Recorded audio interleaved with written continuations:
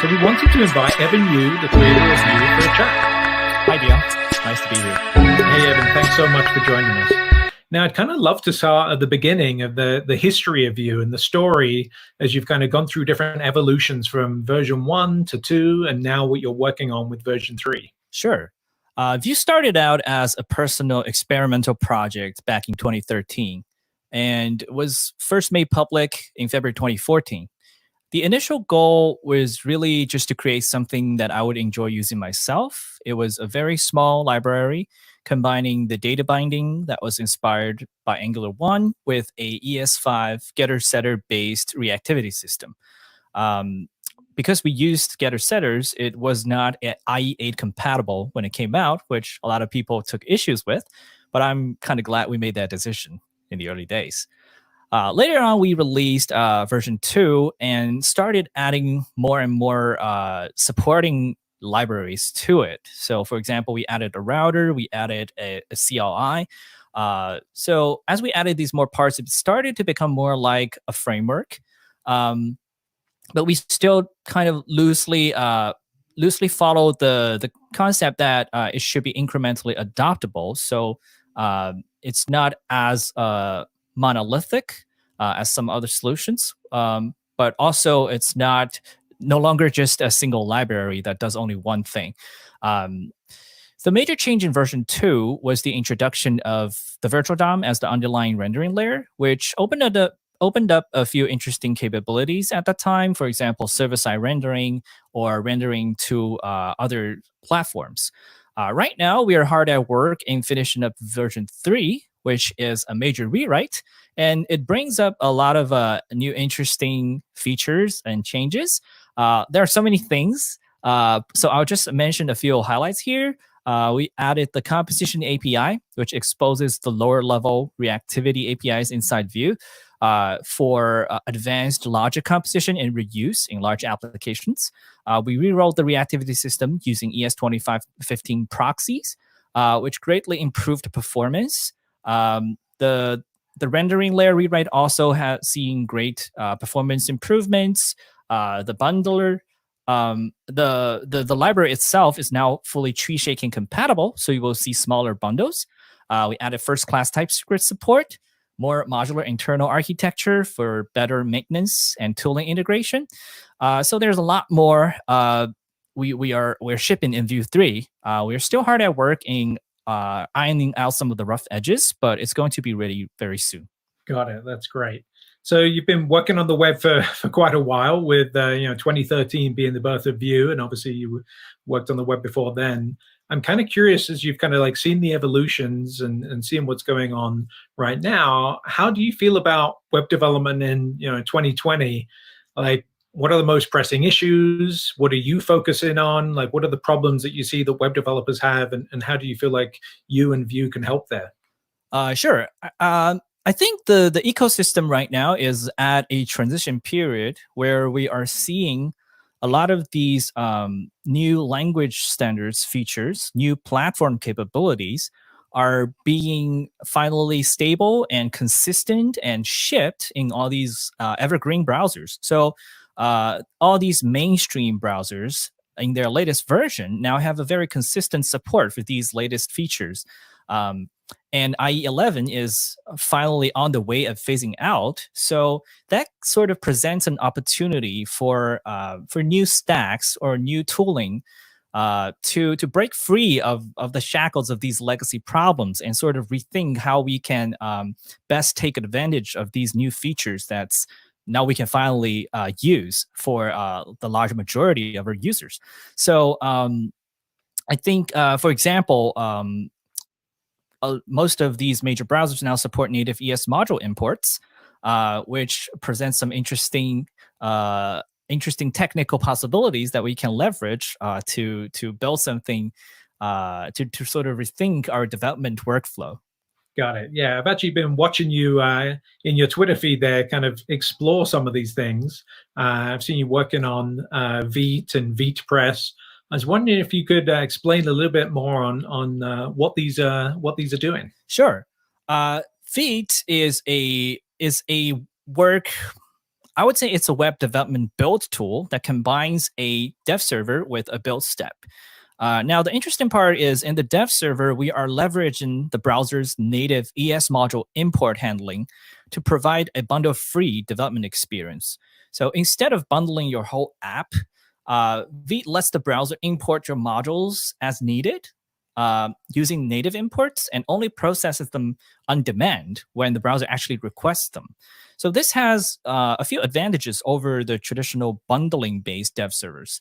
The first thing is when you have a large app, you may have a lot of modules in your application. But when you are working on a specific part of your application, maybe you only need to import a subset of these modules. So on-demand import compilation using Vite's approach allows you to only compile the necessary part for modules for the part that you're actually working on. So this results in much faster server startup time in large applications. The second part is Vite also supports hot module replacement on top of native ES module imports. Now, with native ES module imports, because we don't have to do the whole bundling scope crawling when we're handling hot module replacement, the implementation is actually much simpler and much more efficient. So it will stay blazing fast even as your app grows. So which keeps the development feedback loop fast, no matter how big your app is. So I believe this really presents an interesting option because development experience is so close to the old days where we first got into web development, where you just have an index.html page and you import some scripts and you just get things going. Vite tries to sort of simplify the whole development setup and just present a development experience as close to the original vanilla web development experience as possible, but without giving up all the modern new tooling capabilities that we are used to. So it's still an interest kind of experimental at this stage, but we're getting a lot of good feedback from users already. Got it. That's really exciting. I love this kind of new trend towards, in dev time, not having to deal with bundling and the like. In production, we can still obviously do a lot of that, push out all of the optimizations we can. Obviously, everything we can do to users makes sense. So that's Vite. What about VPress? How does that tie into this? Oh yeah. So if you don't know VPress, so VPress is a remake of ViewPress, and ViewPress is a static site generator built on top of Vue, which allows you to write Markdown, use Vue components in your Markdown, and write custom themes using Vue as a Vue application. Now, ViewPress was based on Webpack. So VPress is essentially a remake of ViewPress, but using Vite as the underlying development, as the underlying build tool. And we took the opportunity to bake in. So first of all, that provides obviously a much faster development experience, faster server startup, faster updates when you edit a page. Another aspect of it is we're baking a lot of performance best practices into VPress.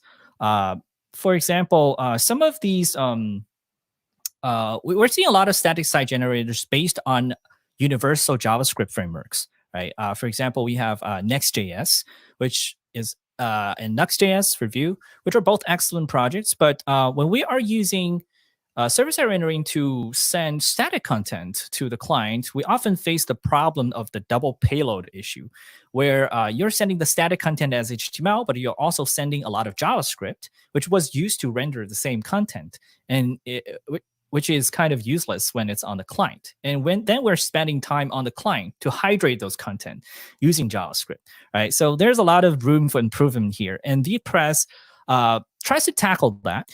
It takes advantage of Vue 3's compiler to do static analysis, and we automatically detect all the static parts that won't change in your page, and then we concatenate them, stringify them into static strings, and eventually safely remove them during the production build. So that decouples the current page JavaScript payload of your page from the content. So you're only paying for the dynamic bits inside your page, and all the static content will have no impact on the JavaScript payload size and have no impact on the client-side hydration performance. So I think that's a pretty significant improvement to how ViewPress was handling things, and we're excited to see how this would. When we finish it, we're excited to see how much of a performance improvement this can bring to our users across the board. Got it. I have a feeling like we're going to be hitting some Core Web Vital thresholds here. That sounds great. Thank you. Now we're going live to the live stream right now to an APAC friendly time zone, and we talked about how Vue is particularly popular in APAC. And I was just kind of curious on what you think caused that and what we can learn from that. I think Vue's popularity in Asia, in APAC, definitely has a lot to do with me being Asian. Personally, I am very active in the Chinese developer community as well. And a lot of people probably heard about Vue through me, but at the same time, I think a more important aspect of it is good localization of our documentation. So when we first worked on the documentation, because I am native Chinese speaker and I know a lot of Chinese developers sort of struggle when they see really dense technical text written in English. It's not that they cannot attempt to read it. It's just when you're reading something that's not in your native tongue, it just takes so much longer. It makes it so much less efficient to learn. It takes much longer to get the click when you're learning something new in a language that you're not used to, right? So I wrote the first draft, the first version of the Vue's documentation in Chinese, and later on, when we had a bigger community members started to contribute more and more to these translations. They started taking over the maintenance of the Chinese docs, and we're seeing a lot of contributions to translate Vue docs into other languages as well. So I think this sort of good internationalization, localization effort is definitely critical in helping Vue's adoption in these areas. And from my personal experience, what I've seen is particularly in a lot of areas where English is not the first language, you typically see that the channel for local developers to keep up to date with the latest information, to keep up to date with the new things that's happening in the front end world is they sort of rely on a few key community leaders who are proficient in English to translate the content for them. So it's great effort by these community leaders, but they are not obliged to do this. And when there are not enough of them, this kind of creates a bottleneck for the content and information to flow into these to reach these developers in these areas. So I think if say a framework or a tooling or a community that takes internationalization and localization as a first-class concern, it definitely will help a lot in reaching these developers in a much bigger scale. That makes a ton of sense.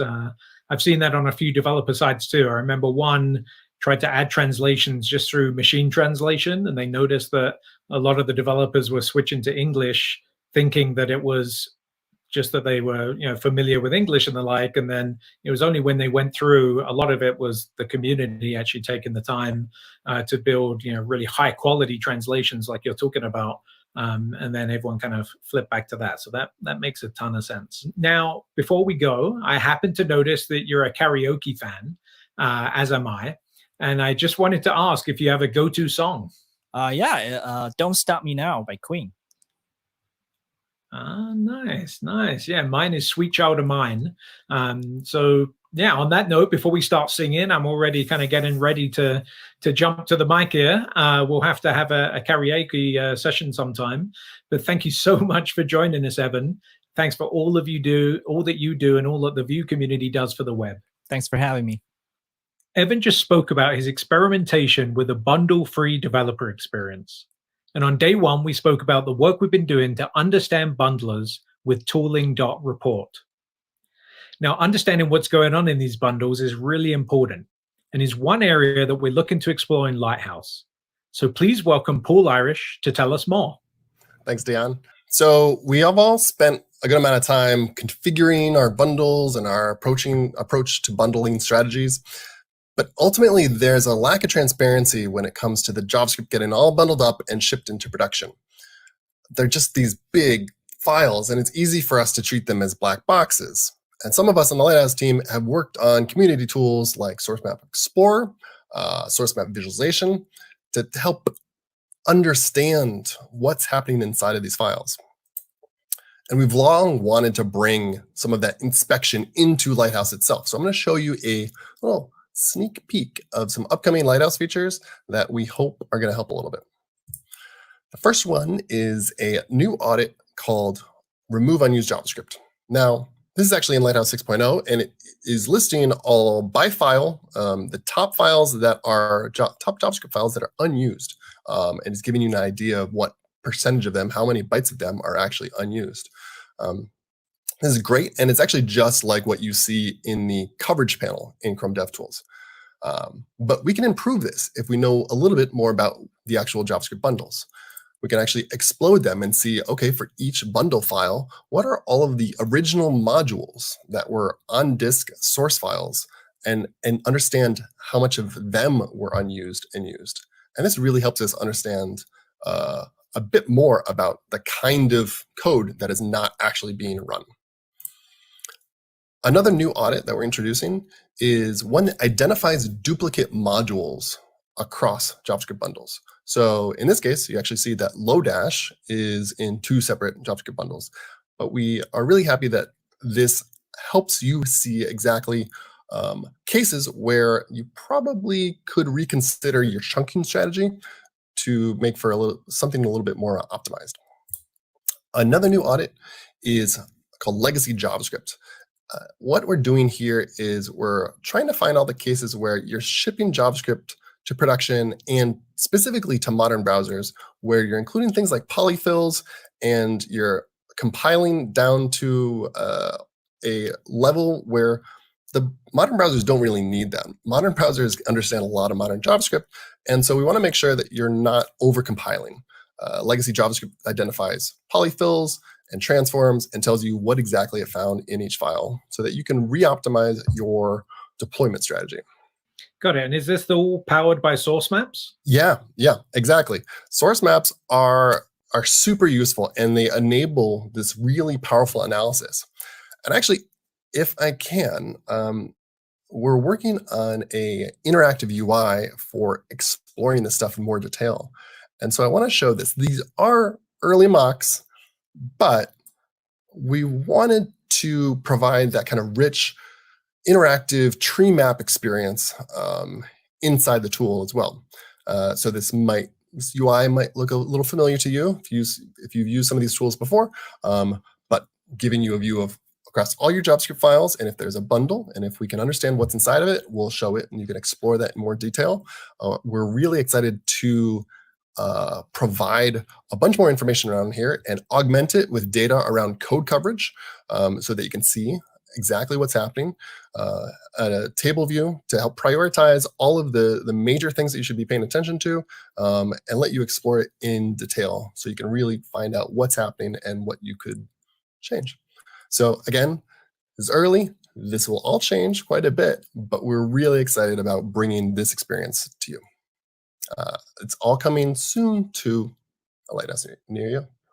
Got it. I'm always love kind of opening up some of the old bundles and seeing all of the mistakes I've made in the past. I'm excited to play around with this. Now, a few weeks ago, we also shipped Lighthouse 6. And I believe that's the version where we now have started to include Core Web Vitals. Is that right? Yeah, that's right. All right. So Core Web Vitals, we got these 3 metrics: first count of paint, first input delay, and cumulative layout shift. Though it's worth pointing out that FID, first input delay, is a field metric. And since Lighthouse is a lab tool, in its place, we have another metric, TBT, total blocking time. We like to think of this as FID's lab companion. So they're not measuring exactly the same thing, but they're all about interactivity. They're all about long tasks on the main thread and heavily influenced by them. So it really works well. So in Lighthouse 6, you'll see these 3 metrics up top. And if you're looking at it and your report looks like this one, then you're like, wow, okay, well, these metrics they're not great. It looks like I could make some improvements here. All right, but what's the next step?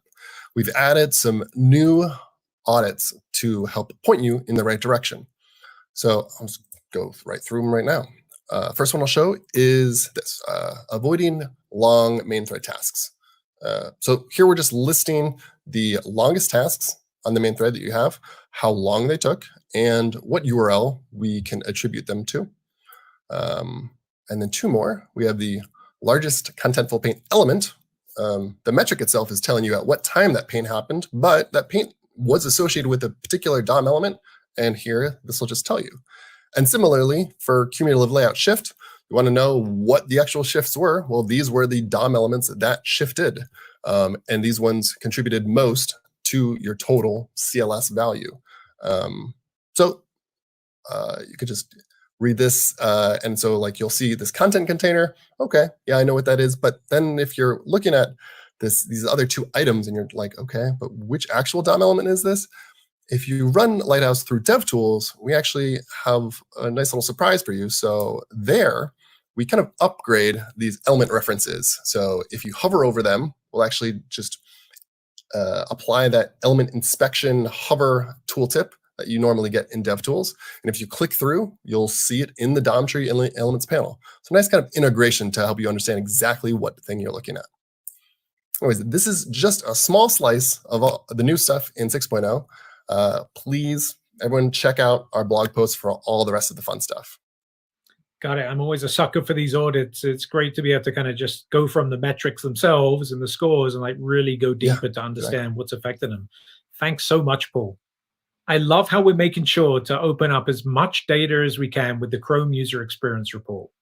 And I keep seeing great mashups and analysis from the community, such as the Onely map, which lets you kind of zoom around the world and kind of explore the performance characteristics for different device types and obviously different locations. Now, Lighthouse is a great tool to help you audit your web apps, and it helps you not only with just performance, of course, but really across the board.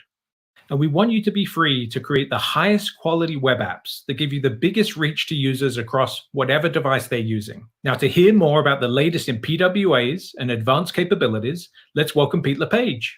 Awesome. Thanks, Dion. We believe that you should be able to build and deliver any kind of app on the web. Web apps should be able to deliver the same kinds of experiences with the same capabilities as native apps. Combining the installability and reliability of progressive web apps with our capabilities project, we're working to close the gap and help you build and deliver great experiences. To do that, we've been focusing on 3 things.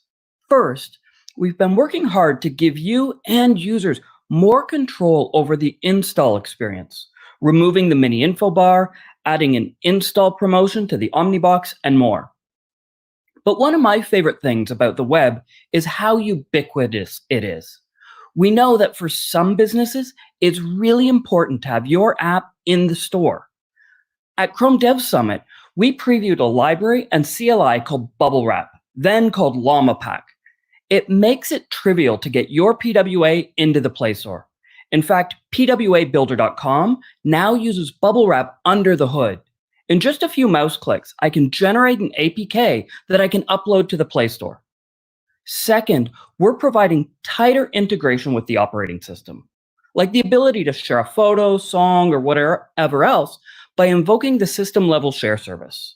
Or the other way around, being able to receive content when shared from other installed apps. You can keep users up to date or subtly notify them of new activity with app badging, and make it easy for users to quickly start an action using app shortcuts, which will land in Chrome 84. And finally, we're working to enable new capabilities that enable new scenarios that weren't possible before, like editors that read and write files on the user's local file system, or getting a list of locally installed fonts so that users can use them in their design. Of course, there's plenty more, so stay tuned. But I hear, Dion, you've been playing with the TikTok PWA. That's right. Actually, it's my 10-year-old son, Josh, who started to create some really fun TikTok content, even though he was, pretty restricted these days to the house and the pets and the like. And he kept bugging me to join in and play myself. And I was a little bit gun shy, so to speak, on that side. But it actually gave me a great excuse to play with the really well-built PWA that the TikTok web team put together that I didn't even know about. It was really, really a nice, rich experience there. That's really cool. And all of these things that we've been working on, things like the app shortcuts, are going to be a great addition to them. The idea that you can push and hold on the app icon and be able to quickly jump in and create a new TikTok, or push and hold and say, hey, I want to see my friend's TikToks, or the ability to be able to show app badges when a friend has posted something new or something like that. So there's plenty of great stuff coming that they can take advantage of, and so can you. That's excellent. Thanks again, Pete. Thank you. Now, with that, it's time to close out the last opener. It's been a great pleasure being with you over the last 3 days, but we're not quite done yet. We've got a great set of content coming up today. Next, you're going to hear from Google engineers who help you improve the reliability of your experience with advanced patterns for building PWAs. Then how you can get them into the Play Store, and how to help you increase your conversion rate for notifications, and so much more. Now, if you're watching live, we'll be on the chat to answer your questions at web.dev/live, and of course on YouTube. But the fun isn't going to end today. Thanks to our amazing Google developer groups all across the world, we've got a set of follow-up events in the weeks to come, where we'll have Googlers, Google developer experts, as well as experts from across the local communities joining you to share more insights and guidance. Just check out the regional events section on web.dev/live starting tomorrow to find the event that's in your time zone. Thank you so much.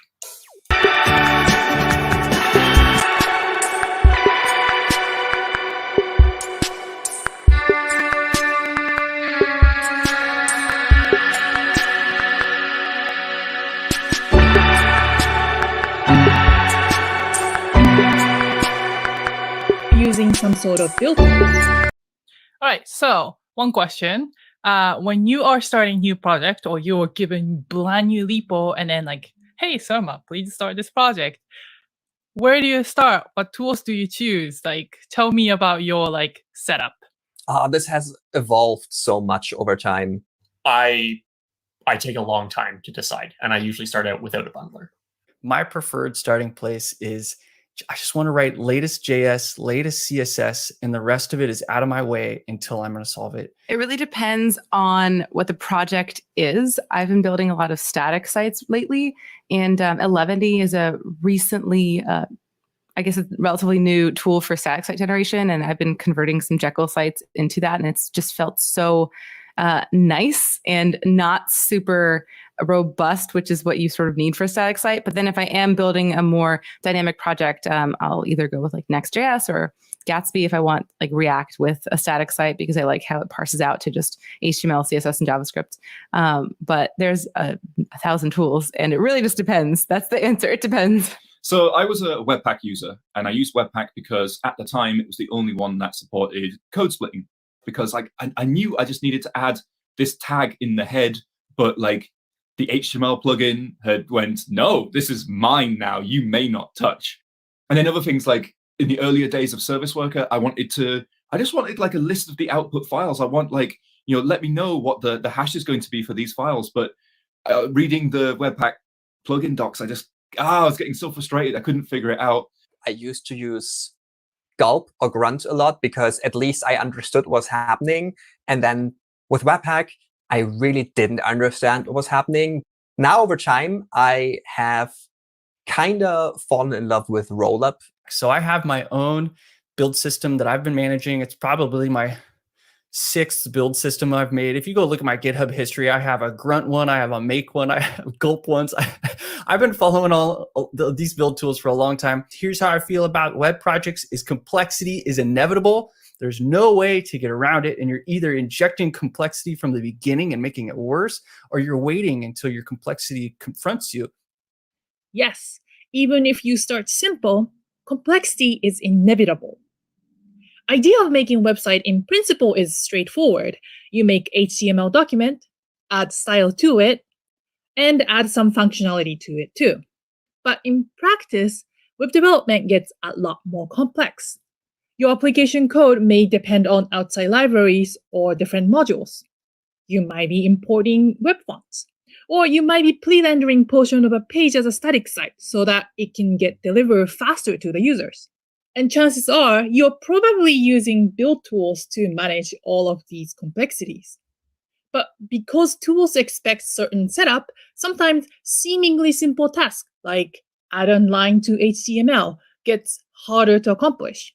There are many challenges like this in web development, so let's look at how we manage JavaScript. In the past, we've written everything in independent file or different script tags and carefully combined them or added to HTML by ourselves. The way we write JavaScript, we used to have this massive file. The humans needed to know which one goes first and which one goes after.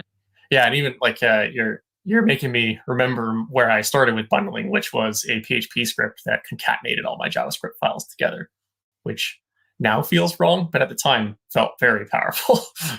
But now we have modules, which means dependency of each modules are specified in the code, which means a build tool can analyze the file and create bundle for us.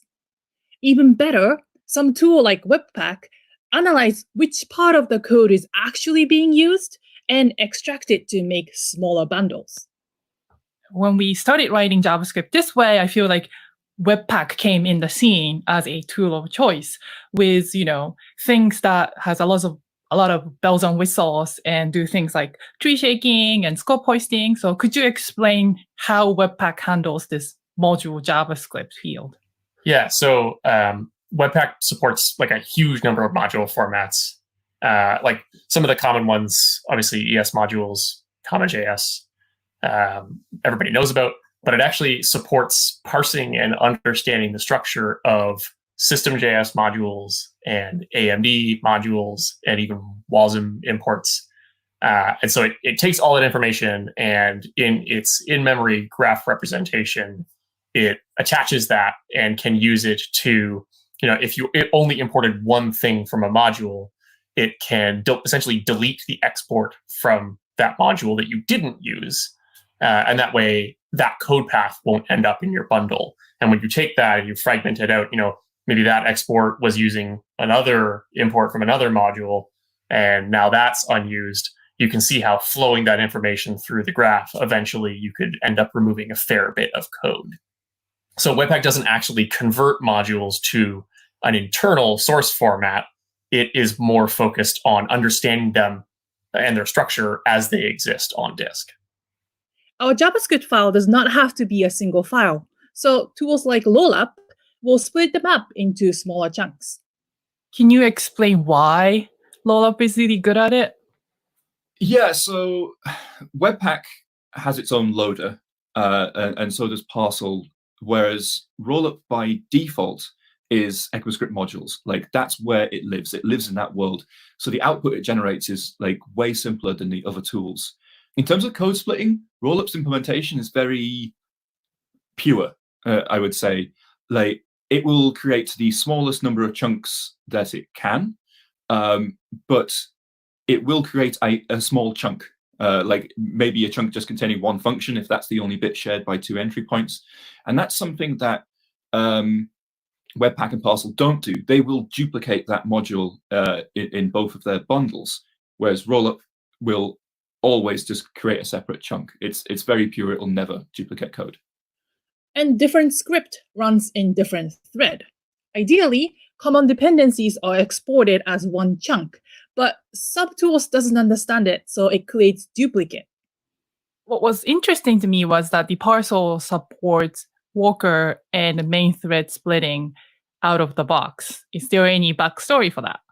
There is, and I think I can take a little tiny bit of credit for Parcel supporting that, because it was, I think, February 2018, you, me, and some others were working on Squoosh, and Squoosh made heavy use of WebAssembly and put the WebAssembly in the web worker and then used Comlink to use those web workers.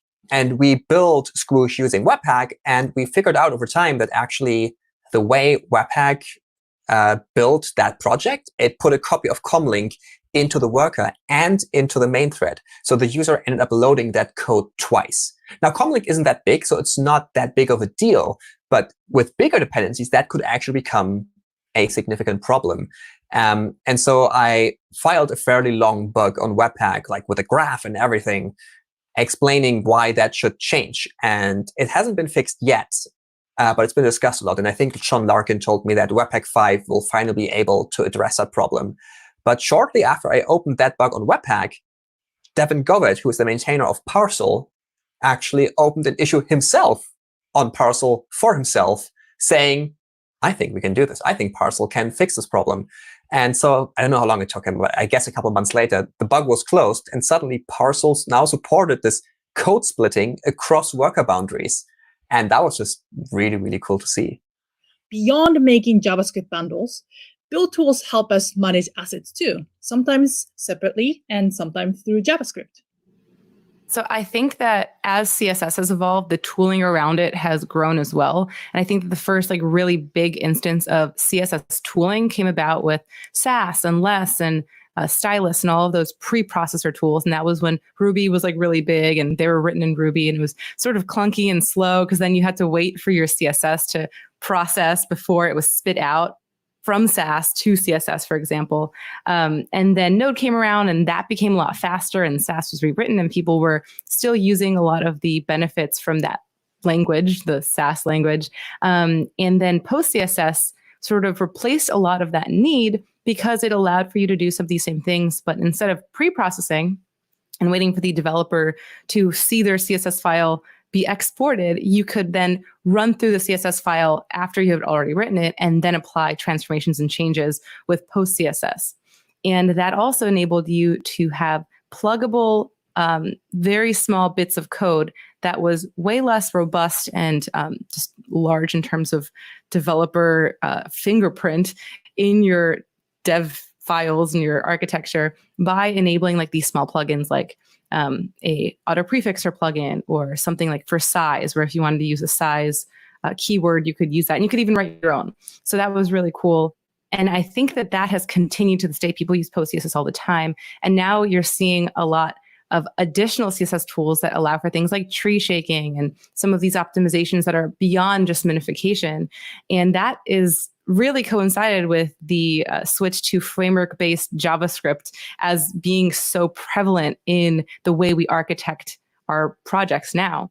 Naturally, I think CSS and JS happens, or maybe it's JS and your CSS, but it's sort of inevitably what will happen is you'll find a moment where you needed something that was just so richly dynamic that some declarative static styles might not work for. So I've been putting, CSS in my JS for a long time. But if we're talking about the new CSS and JS libraries that sort of take your object notation or let you do extending and abstracting in different ways at the client side, those are great too.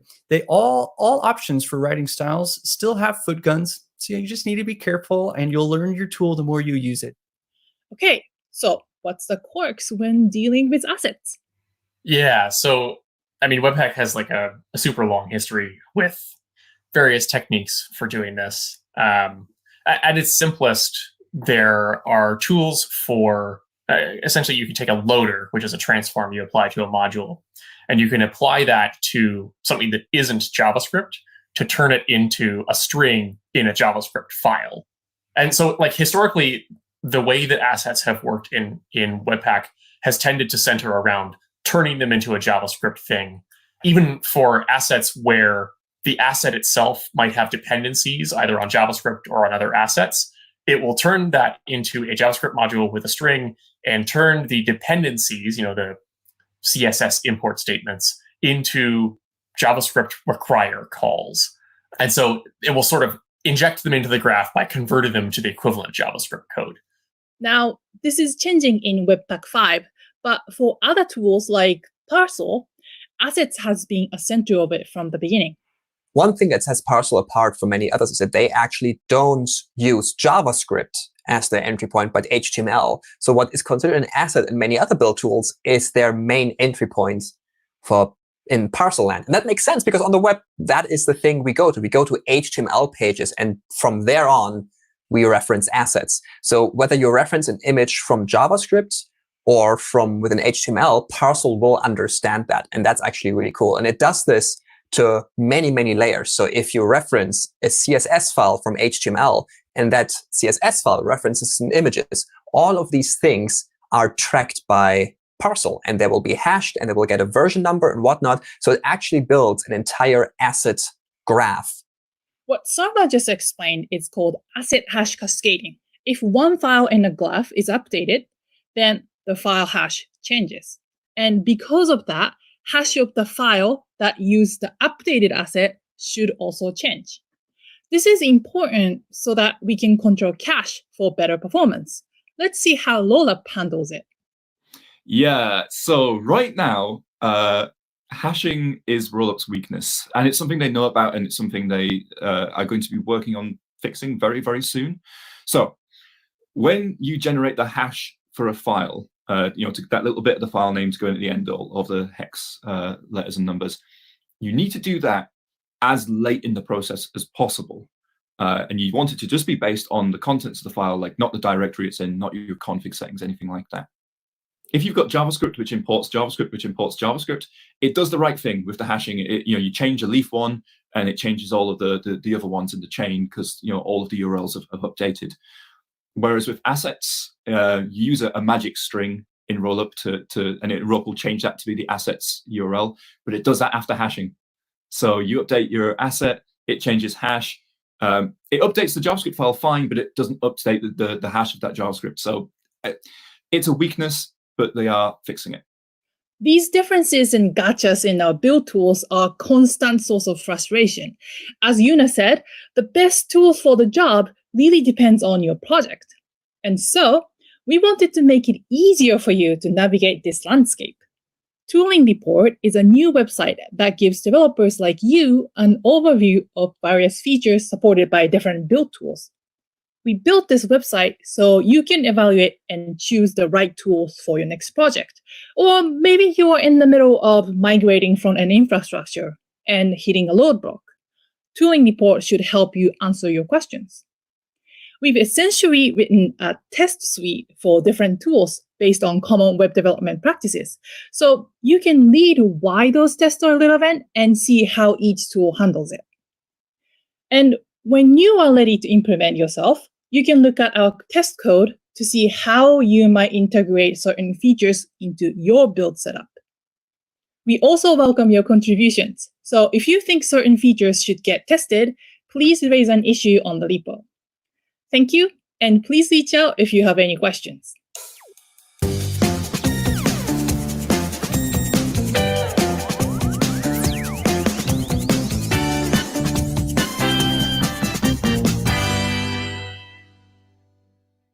Hi, I'm Yuna, a developer advocate on the Chrome team focusing on CSS and Web UX. Thank you for joining me today. I am super excited to get started and talk about some magical lines of CSS that do some serious heavy lifting and let you build robust modern layouts. Before we dive into that, there are a couple of key terms that will help you in your styling journeys and are super good to know about as we walk through these techniques. Most of the items I'm mentioning today are used in conjunction with grid or flexbox layout, and you can denote those as display grid or display flex on the parent element. The first key terms are FR and auto. These are used with grid layouts to denote fractional units of space, that's FR, or automatic space, that's auto, based on the minimum content size of the items within that element. For grid layout, we also have the min-max function, which lets us set a minimum and maximum value with our layout bounds to enable responsive design without media queries. We also have separate min, max, and clamp functions available in some browsers that bring logic to CSS. The browser determines which value to choose based on the function provided for min and max, and for clamp, we'd set both a min and max with a relative value in between. We'll definitely be covering these within the video with a demo. And within these layouts, we can also use autofit or autofill to automatically place child elements into a parent grid. This is another tool for dynamic, responsive layouts without media queries. We're going to be going over all of those terms and more with demos galore. I'm a really big nerd. I don't know why I made that rhyme and put that in this video, but I did. So here, so let's just dive into the demos and one-line layouts. I made a handy little site called One Line Layouts at onelinelayouts.glitch.me so that you can follow along or play on your own and have a reference for the power that CSS can bring to your layouts. For our first single line layout, let's solve the biggest mystery in all of the CSS land, centering things. I want you to know that it's easier than you think with place item center. I call this the definitely centered layout. What we need to do is first specify the layout method, which is display grid here, and then we are going to write place item center. This is that one magical line of code, and I have these highlighted under the titles here. So what happens here is no matter what you put in here, it is going to stay centered to that parent element. So if we look at the HTML, we have this parent, and it's just getting background in blue, and then this child with a coral background, and it's content editable. So we can actually just type in here. We can have vertical content, hello world. And even as I'm typing, this child element is staying centered within the parent box. So I think that this is a really cool technique. Place item center will solve all of your centered dilemmas. Next, we have the deconstructed pancake. This is something that we see all the time on marketing sites. You see this row of 3 items, and usually on mobile, we'll want that to be stacked, which is why I called this the pancake stack, but deconstructed, because as you increase the size of the viewport, those items will start spanning into the same line. So it starts when they're all on top of each other, and then they start to deconstruct as you increase the size of the viewport. So the way that we're going to be doing this one is using the shorthand for Flexbox. Flex 0, 1 base width is what we will be using for this look that you're seeing right now without the stretching. But if we did want it to stretch, we would set that to Flex 1, 1, and then the Flex basis. And the reason why we do this is because the Flex shorthand stands for Flex grow, Flex shrink, and then Flex basis. So again, here we have Flex 0, 1, 150 pixels. That is the basis here. So as we increase the size, it is not going to be growing much. Also, when we decrease it, it's going to be staying within that 150 pixel size. When we do change that to 1, I'm just going to delete this line of code here. Now we see that this is going to be stretching. So here, you can see that it stretches to fill the space even as it wraps. And as I increase it to be even larger of a viewport size, these items are going to be filling that space. So this is the deconstructed pancake, a really common technique that we see in marketing sites. This is usually going to be like an image with some text about the product, and you can write it by using the Flex shorthand.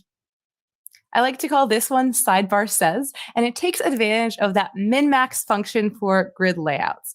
So that is the line here. We have grid template columns, min-max, and then min and max value.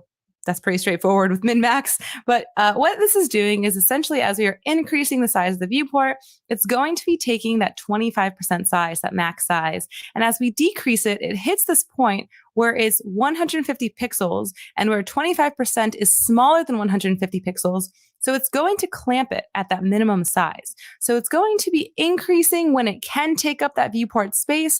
But if we have content in here that we don't want squeezed, so we want it to stop being 25% and at a minimum be 150 pixels or whatever value we set here, then that is exactly what min-max is doing for us. And in the grid template columns here, we are writing grid template columns, min-max, that base value, and then the relative value, so 25%. And that second element is getting 1FR.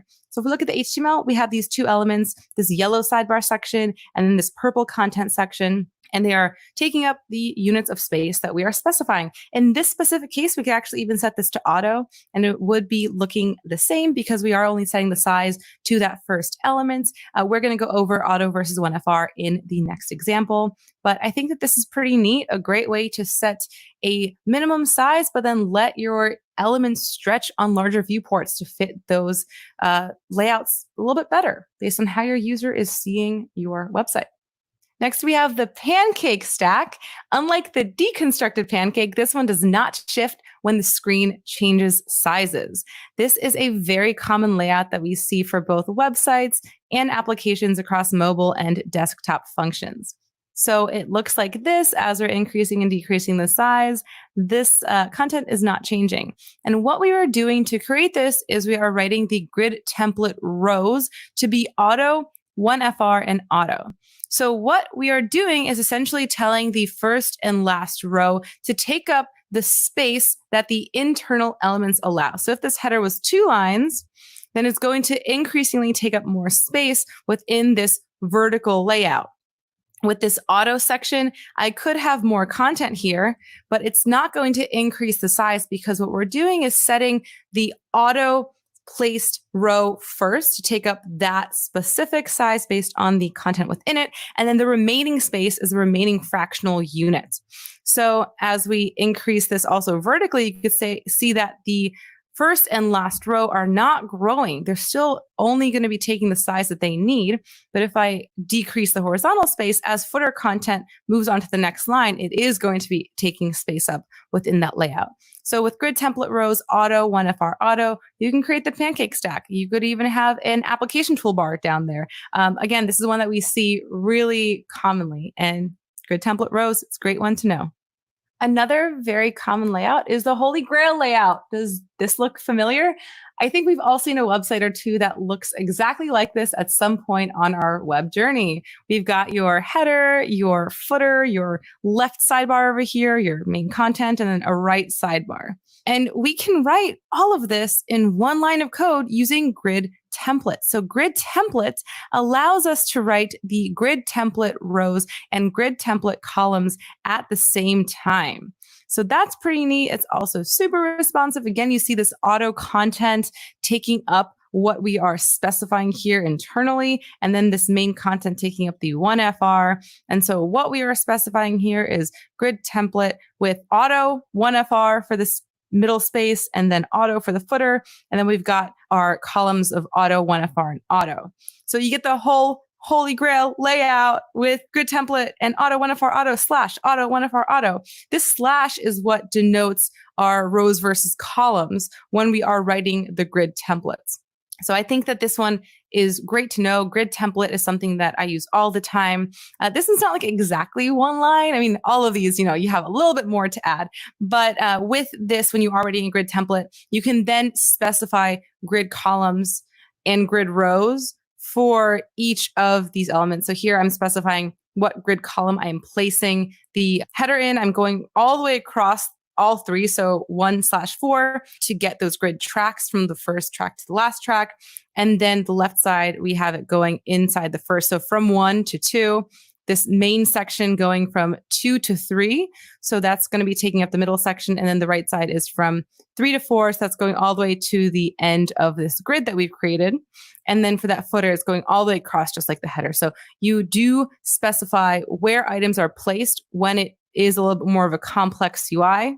And in here, if we look at the HTML, I have this parent, then I have header, then I have left sidebar, then I have the main section, right section, and then the footer. So you can write all of your layouts in one line using grid template property.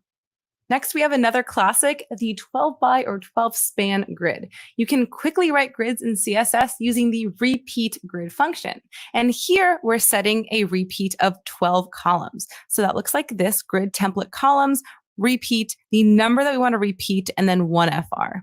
So this would be the same as writing grid template columns 1FR, 1FR, 1FR 12 times. But because I don't want to do that, I'm just going to write repeat 12 and then 1FR, and then we have a 12 by grid.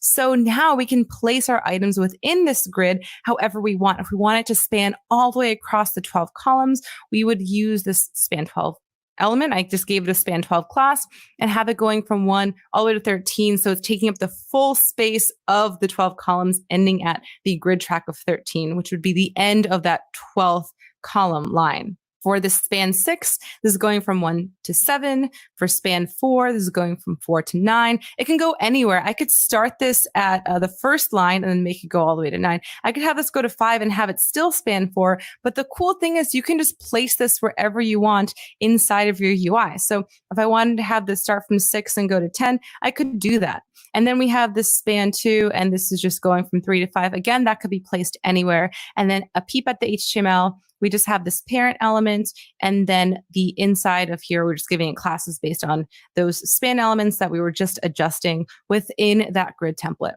So the repeat function is very, very useful when you don't want to keep typing out 1FR or auto multiple times. It just lets you quickly write information. We're going to expand on the repeat function for number 7. And this technique is super cool, super useful. If you take away anything from this video, I think this would be a great one to keep in your repertoire.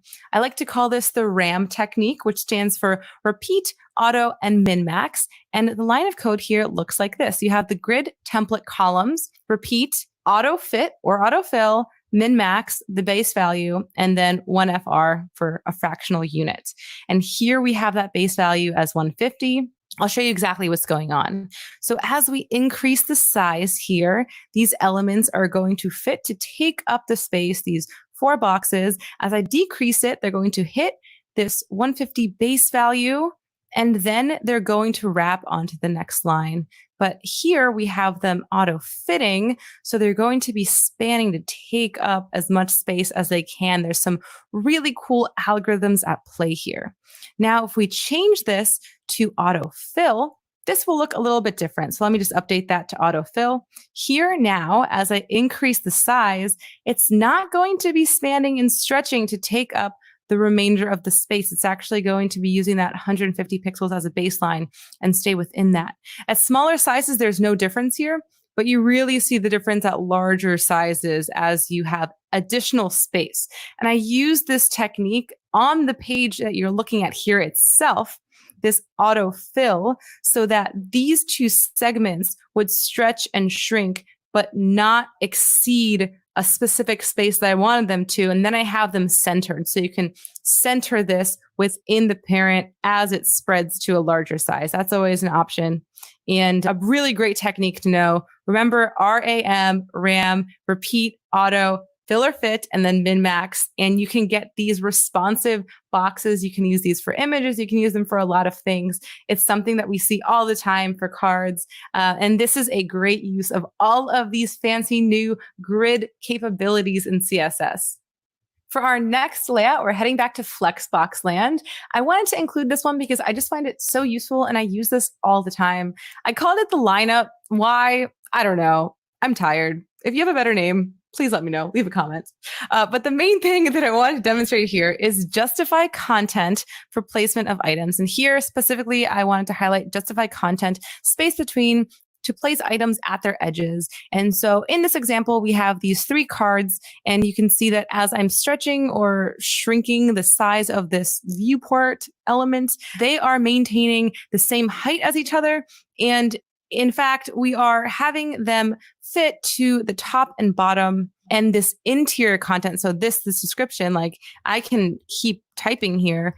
This is then going to be centered within the remaining space. And so the reason that this is happening is because for these cards, we're giving them this flex direction of column, this display flex, the flexbox mode, and then we're justifying content space between. So because this is a column for the flex direction, the space between is going to be right here in between these 3 elements, this little box here, the description and the title. And so here, as I'm having additional space added or removed vertically, they are centering themselves. And this just makes for a much neater layout. I've used this a lot here without that justification. It looks a lot more messy, but because of the stretching here, because the flexbox, because this justified content space between, I use this all the time. And I think it's really important to know that with Flexbox, you can change the direction and you can justify your content in unique ways. It doesn't have to be just centered. You can also do center. You can do space around as well, or space evenly. But in this case, I think that the best way to justify is space between, because this way we are ensuring that the first and last element here in our layout, which is going to be this H3 and this little visual box, remain flush to the top and bottom of our cards. Here's where we get into some techniques with a little less current browser support. I like to call this one clamping my style, and it's a really neat trick. Remember at the beginning of this video, we talked about min, max, and clamp? Well, here's where it can come into play for layouts and element style. Here I'm specifying the width using this clamp function, and I'm setting clamp 23ch, 50%, 46ch. What does this do? Let me show you exactly what's going on here. As I increase the size of this element, the parent container here, it is going to increase the size of this card. And as I decrease it, it decreases it. But what we are setting here is a minimum and maximum size for it to clamp to as it reaches that 50% size. This card wants to be at 50% width. But if that 50% means that it's bigger than 46ch, which stands for 46 characters, then it's going to stop getting bigger. The same thing happens with the smaller viewport size. It's going to stop decreasing in size when 50% of its parent size means that it is smaller than 23ch, which is 23 characters.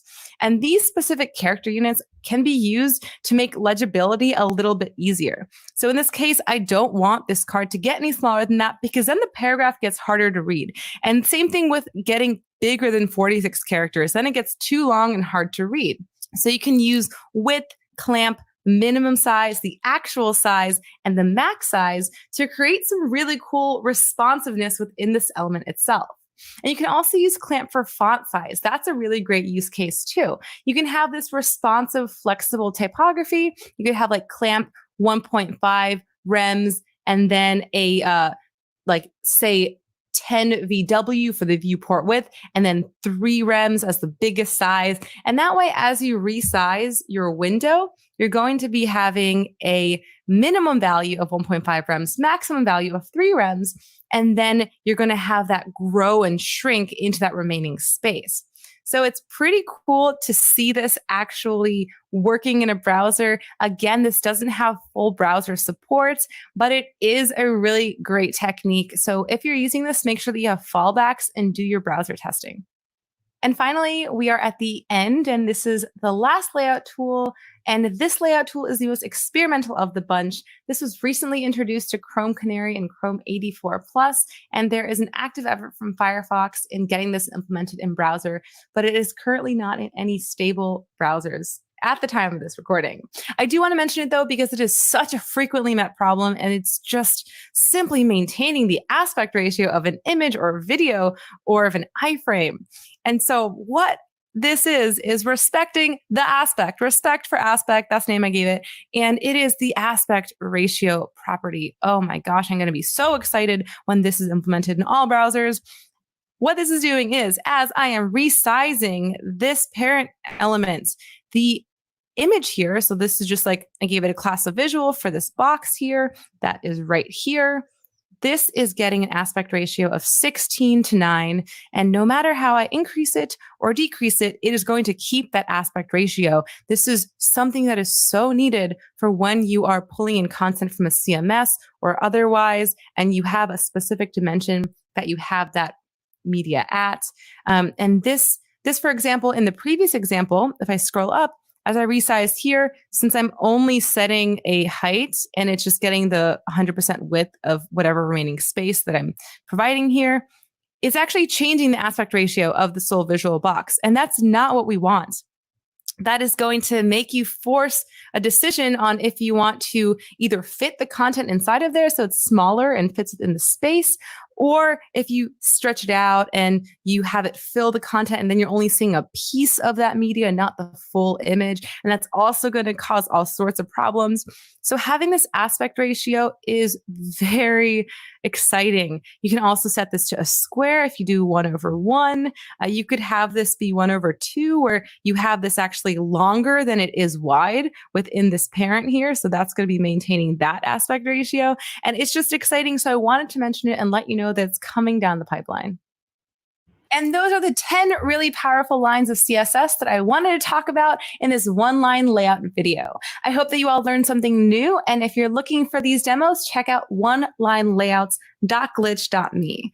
Thank you all for watching. If you want more CSS content and to dive deeper into layout techniques, including all the bells and whistles of CSS Grid and Flexbox, check out the CSS podcast that I do with my co-host, Adam Argyle. It is at pod.link/the CSS podcast. Thank you again. Enjoy the rest of your web day.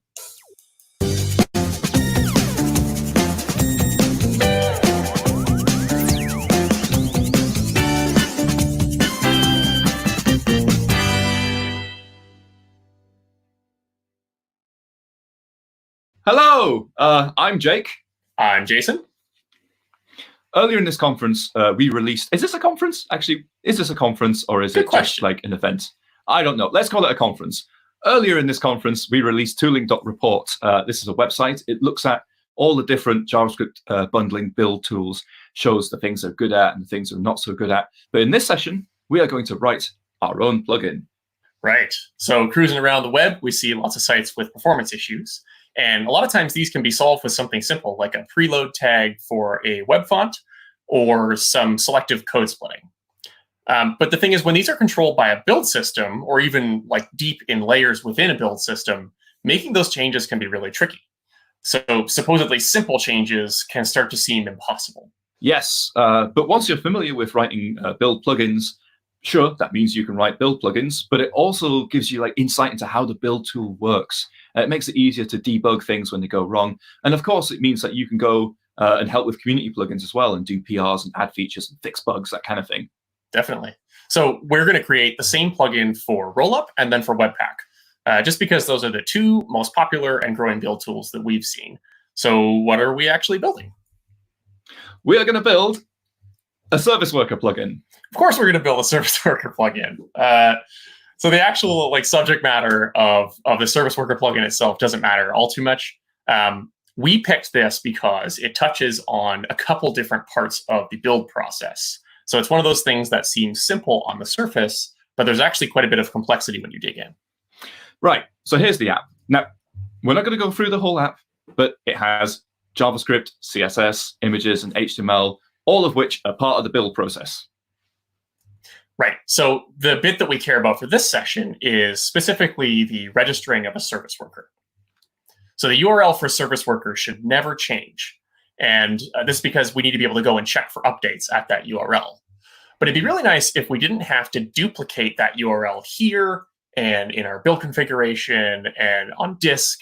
And instead, that was just filled in by the build system. So here's the code for the service worker. We're not going to go over all about how service workers work. There are articles for that. But here are the things we need for this build system. We need a list of URLs to cache. So this should be our HTML, CSS, JavaScript, and images. These are the things that a native app would ship as part of its bundle. Now, we can't just hard code these because the build system is going to change their file names. It's going to make them cacheable. It might also code split as well, which is going to generate whole new JavaScript files that we didn't know about in advance. So because we can't predict it, we need the build tool to fill it all in. Right. So we also need a version for the cache. And this is because when we're installing a new version of the app, we want to use a new cache. That way we don't potentially disrupt any current version of the application that's in use, maybe in another tab. And so because of that, we need the version to be unique for each given set of assets. Yes, and if we don't change the assets, the version number should stay the same. But if we say, like, update the HTML, the version number needs to change. Easy, right? Right. So the challenge is that we really want the service worker to be part of the main build. We want it to potentially take part in code splitting. We want to minify it just like we would our application JavaScript, and also apply any other plugins and optimizations that we have to that code. The thing is, it also needs to know about the final build result, and that is only available once the build is finished. Okay, here is how I would do this in Rollup. We need to get that service worker URL, so I'm going to import it. Now, note it looks a little bit magic. It's got this sort of fake URL scheme. This divides people, but I really like this because I want this to look weird if it's a special part of the build, because it means you look at this code and you're like, huh, that's odd. And it's like, yes, it is odd. The build tool is going to do something special here.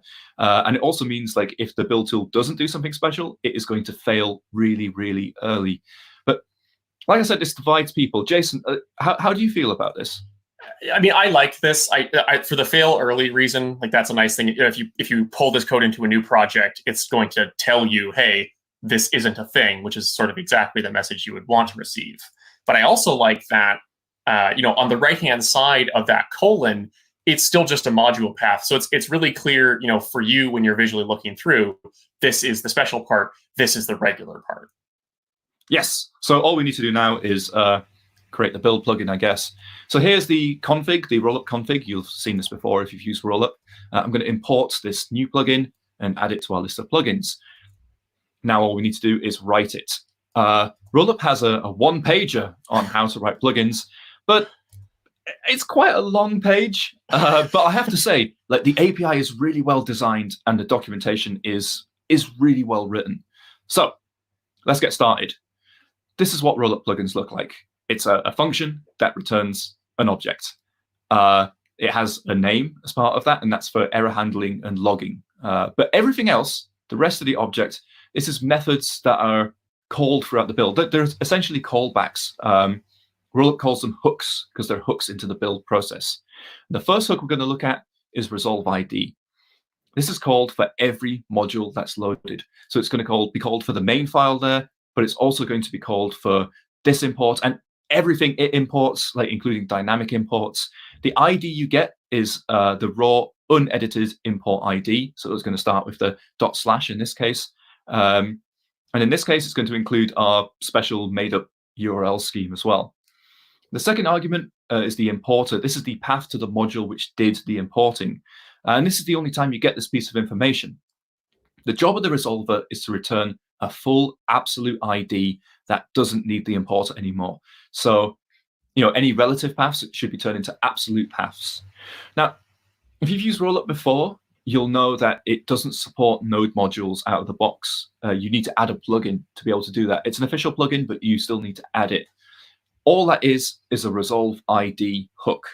And it sees these bare modules and it goes, oh, okay, I'll try and find that in node modules. But also, if you want to create like path aliases to make them work in Rollup, all you need to do is create a resolve ID plugin. So we don't need to do anything with this first import. We just need to handle the second one with the special URL. So here we go. The first thing I'm going to do is just exit early. If it doesn't start with that prefix, actually, we're going to do that sort of thing a few times. So I'm going to pop that in a variable up here because it's going to come up time and time again. So there's an early exit, and it means if it doesn't start with that prefix, we can hand it off to other plugins or the default Rollup stuff. Now I'm going to remove that prefix and resolve it. This.resolve, this is a Rollup API. And what it says is like, take this ID and go and find it for me. It couldn't do it by default before, but now we've removed the prefix, off it goes. And that's going to actually pass it back through all of the plugins that do resolving, including our own, but we're going to ignore it because it doesn't have the prefix anymore. But it means like if you have a service worker in node modules, or if you have like path aliases, it'll all just work. So if there's no match, just bail, and that will cause an error eventually because it means that we couldn't find that service worker. Otherwise, I'm going to add that prefix back on so we can pick it up later on. But now we have an absolute path to the service worker. We have achieved a thing. We can try and build it. Here we go. Wah, wah. It's not going to work. But you can see in that error message, it's failed because of that special prefix, but the rest of it is an absolute path to the file as it is on my system. So all we need to do is tell it how to load that script. This is another hook, load. It gets the ID as it's been fully resolved. Again, we want to ignore it if it doesn't have that prefix and let other plugins deal with it. And what we need to do now is return the content for this module. So we could just actually like make up a module. I'm going to do that. I'm just going to return hello. And now we've done that, the project will actually build. It's going to turn that fancy custom import into hello. This is kind of silly, but just knowing those two things, knowing how to resolve and knowing how to load, you can do all sorts with that. Like you can do all sorts of cool code generation, loading other files, that sort of thing. Like it's not necessarily what we set out to do, but like you could totally see how this is basically like a constants plugin. Yeah, exactly. And I've built constants plugins, and that's exactly how you do it. But let's improve on that. So instead of just returning hello, we need to bring the service worker into the build system and return its URL. To bring a file into a build, I'm going to use emit file. This is a Rollup API for adding stuff into the build. I'm going to say this is a chunk, and that's telling Rollup like treat this like a JavaScript entry point.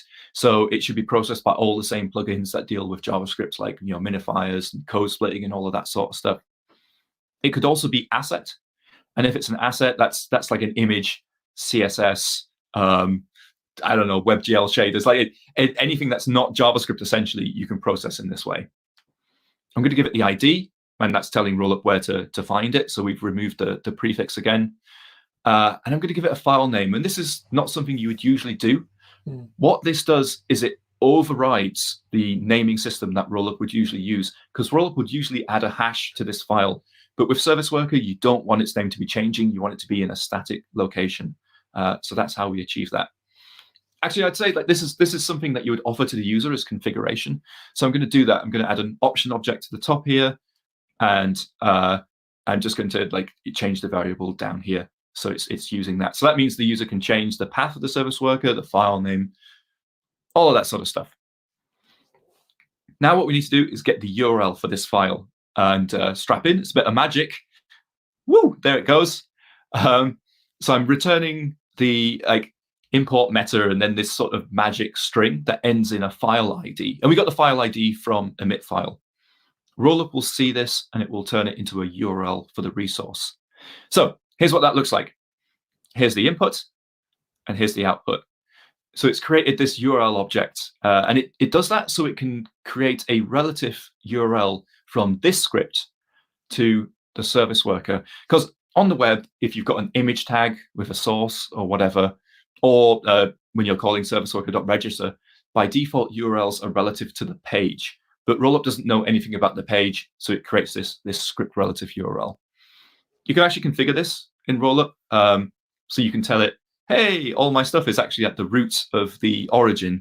All you need to do is just add a slash to the start. And obviously that will clean up the code a bit. It just doesn't do it by default. But also in our build, we've got the service worker. So that bit is working. All we have to do now is deal with these two things, the version and the assets. We'll handle the assets first. To do this, we need to know the full details of the build. So, because we need those hashed file names and all of that sort of stuff. Right. So we need a hook that is towards the end of the build process. We're going to use generate bundle. This happens just before things are written to disk. The options param there, it's the output options. It's not very interesting for us in this case. But this is where the party is at. This is full of interesting details about the build. It's a JavaScript object where the key is the file name and the object has details on the file. So this is an asset. So you can see it's got the file name and it's got a buffer representing the content. But for chunks, look at all this. Look at all this stuff we get. This is amazing. It tells us things like the imports and the exports of the file. Like I've used this in other plugins for if I'm generating HTML and I'm putting a script tag on the page, I know that script is just going to import other scripts and I want to preload those things. Well, I can do that here. So this will tell me which things it's going to immediately import so I can turn those into preloads. Anyway, loads of interesting info. We're going to make use of this. In the generate bundle hook, I'm going to get that service worker chunk just from that output option because that's the file name of it. And then we need to figure out which assets the service worker needs to know about, the things that it wants to cache. I'm going to iterate over the bundle, get the values, and I'm going to get everything except the service worker item itself. If a service worker caches itself, it doesn't cause the world to end like you might imagine. It's just a bit wasteful. We definitely designed around that. We were worried people would do that, so it's actually okay. But this is a point where people might want to configure the things which are actually cached by the service worker. So what I'm going to do is add another option here, filter assets, returns true by default, and I'm going to call it down here. Slight complicating factor, we want these paths to be relative to the service worker itself. And unfortunately, rollup doesn't give us access to its URL resolving magic stuff. I've filed an issue for that, but we're going to have to do it ourselves this time. So I'm going to use Node's POSIX path resolving stuff. And the only reason I'm doing that is because POSIX paths have the /, and that's the same as URLs. So we can rely on that. And then down here, this is how I create the relative URLs. This is done by saying, give me the relative path from the folder that the service worker is in to the item from the build. And now we've got that, I can prepend that to the file. So this bundle object is live in that any changes I make here are actually going to be written to disk. So here I'm just taking the code for the service worker chunk. I'm adding that assets line to the start. I'm using JSON stringify to correctly escape everything. And now that will be part of the service worker. And if we build, there it is. There it is in the output, the assets. We've created a problem, though. And this is something that catches a lot of people out when they're doing service workers. It's this. It's easy to think that the service worker is caching files, but it's not. It's caching URLs. And we don't want .html in our URLs. We don't want index.html in our URLs. So we need to fix that. Back in our plugin, this is where we were before. How can we solve a problem like this? Regular expressions. Of course, it's regex. And I'm not going to go through how this works. I see a back reference in there. I love the back reference. I often say that regular expressions are write only. You can't read them again afterwards. But trust me, this is removing the .html and it's removing the index.html as well. This could land us with an empty string, which is a problem because that will resolve to the service worker script itself. So in that case, just going to output a dot. And that solved the problem. There we go. Index.html there is replaced with a dot. Okay, last thing, just need to deal with that version thing. Thankfully, we're most of the way there already. This is going to be a hash, so I'm going to include nodes hashing stuff. And then down in the generate function, create one of these objects. I picked SHA-1 because I'd heard of it before, and it wasn't MD5, and secure, I'd heard of that, right? And I'd heard it was worse. Yeah, this is very secure. I mean, yeah, security doesn't matter in this case, right? It's just for hashing. Oh, don't quote me on that. Like, security generally matters. Jake Archibald, security doesn't matter. Just what a quote to take out of context. Okay. So now here I'm adding everything to that hash. So it's either the source or the code, depending on whether it's an asset or whether it's a chunk. And now I can get a hex version of that hash and include it in the old output there. And that's really it. That's it. We can see that the hash is now in the service worker. I want to, there's a couple of caveats here. By editing the source right at the end there, that was after source maps were generated. So we have just broken source maps just for the service worker.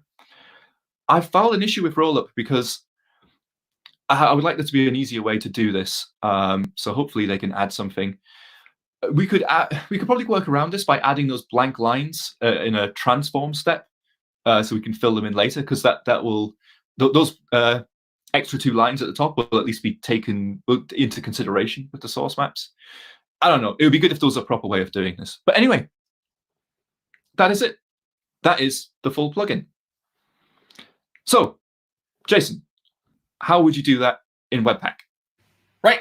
So building plugins for Webpack works a little bit differently. And to illustrate this, I'm going to use a fairly similar approach and naming to what we saw in Jake's rollup version.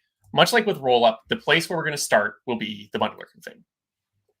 Now, a typical webpack.config.js file specifies some entry points, which are going to be the modules where bundling starts, some options for the format and location of files generated on disk, and plugins, which is what we're concerned with today. All we need to do is import our plugin that we're going to write, and then add it to the plugins array. At its core, a Webpack plugin is really just an object with an apply method, and that apply method gets past the compiler instance. So wait 1 second. So this is like, I see you using classes here. So in rollup, we were using like a function which returned an object, but in Webpack land, it's all class-based? So technically, Webpack does not care. It just needs an object with an apply method, but all of the Webpack core modules are classes. And I think as a result of that, all of the ecosystem plugins tend to be classes just because when people import it, they expect to instantiate it with new. You could totally write a Webpack plugin that was a function that returns an object. I was even actually tempted to do that for this talk to make it look more like the rollup plugin. But we'll stick with the thing people actually do. All right. So if you remember in rollup, plugins define special hook methods that get called in response to events. In Webpack, we do the opposite. Your plugin taps into events. And so what we want to do is we want to handle a special service worker :import prefix. And so to do that, we need to tap into normal module factory. And just to preempt, because everybody gets confused with this, normal modules are source modules. These are the code you write, the code you get from NPM, code that you're going to put in your application.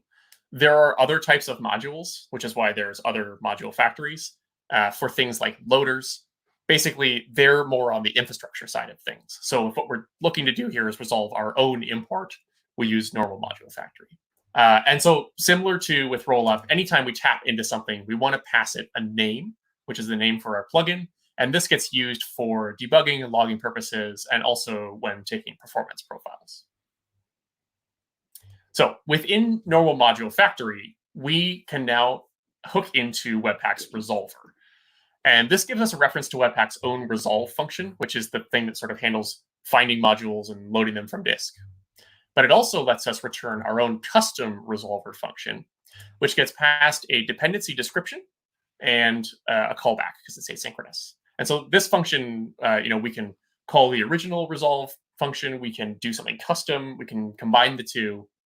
And to make things easier, we're just going to take those 3 bits of information that we have and pass them to a new resolve ID method that we're going to write. And that's sort of everything we needed from apply. So our resolve ID method is going to be called for each import specifier in the app with a description of the dependency, that original resolve function from Webpack, and the callback to call when we're done. A dependency description is an object with context and request properties.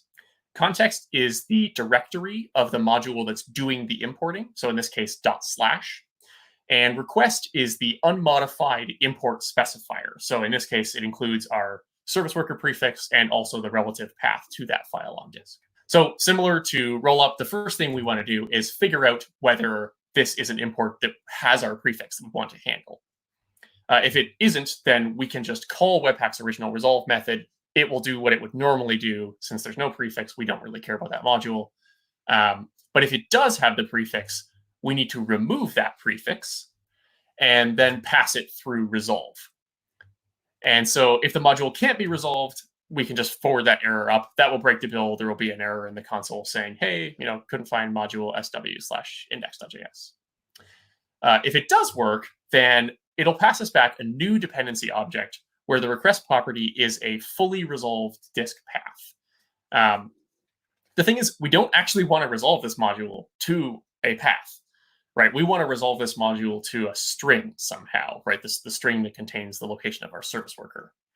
And so to do that, we need to come up with a way of producing a virtual module, even though we're inside of the resolver.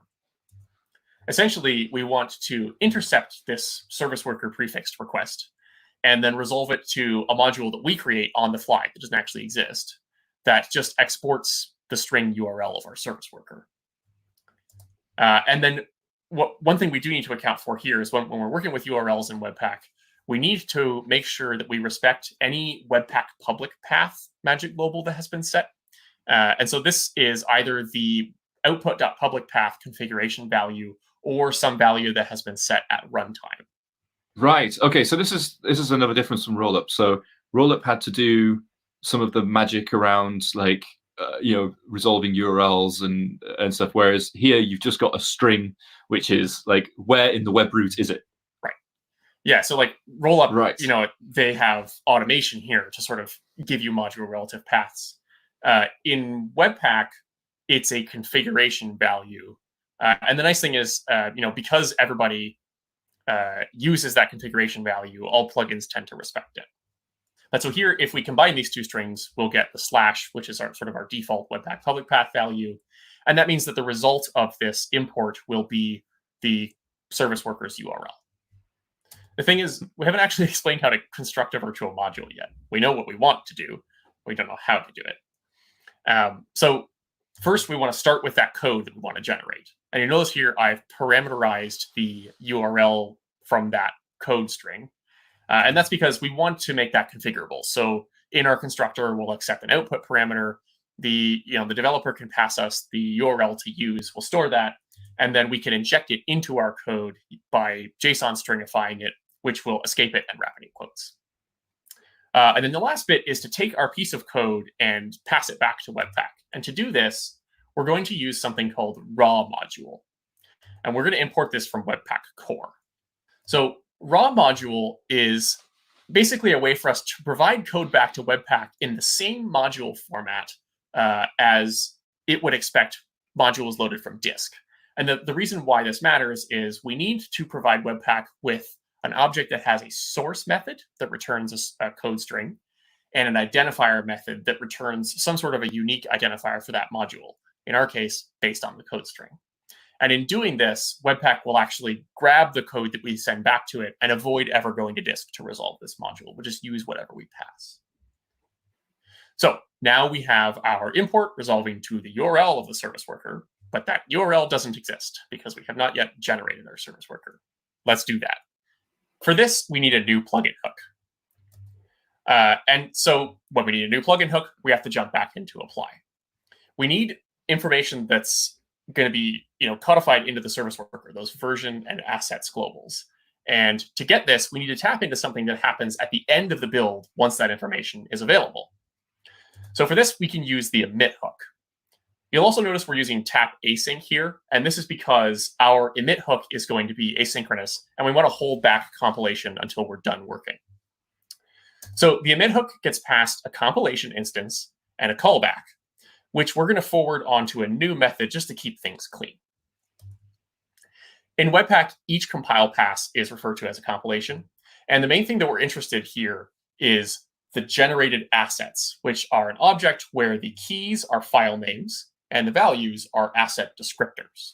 I recognize this. This is the same as the rollup bundle thing, right? Like we had in generate bundle. Yeah, it's really similar. I don't think I actually realized until we were sort of looking at these things side by side, they contain really similar metadata. So it has, the dependencies and is this an entry chunk and all that information. It's also for both JavaScript and non-JavaScript assets. And in both cases, there's a source method on the asset descriptor that will return either a buffer with the non-JavaScript asset contents or a string with the JavaScript code. So we need a list of files for the service worker to cache. And to get that, we could just take the keys of the assets object. Similar to with the rollup plugin, though, it's generally a good idea to make it possible to filter these assets before they get embedded into the service worker, just to avoid a huge list.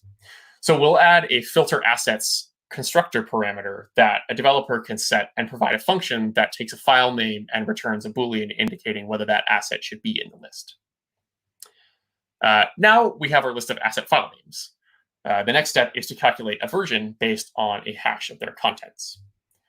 And so to do this, we need to pull in the createHash method from Node's crypto module. Then we'll loop over each file name in our filtered list and add its corresponding asset source, which will be that code string or buffer, to the hash content.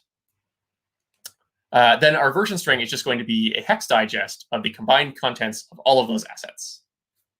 So that's the magic version global done. Now we can do the assets magic global. So as Jake explained in the rollup walkthrough, our assets array contains file names, but our service worker needs to work with URLs. And so to fix this, we need to prepend any configured public path value to the names in case we're deploying somewhere that isn't the root domain. Right. So this is, again, this is going to be simpler than it was with the rollup case because you've just got the string that you can add to the start. Right. So because everyone knows to configure that public path, we can basically count on it being there. If it's unset, we'll just use /, but we're going to be able to resolve these things at build time.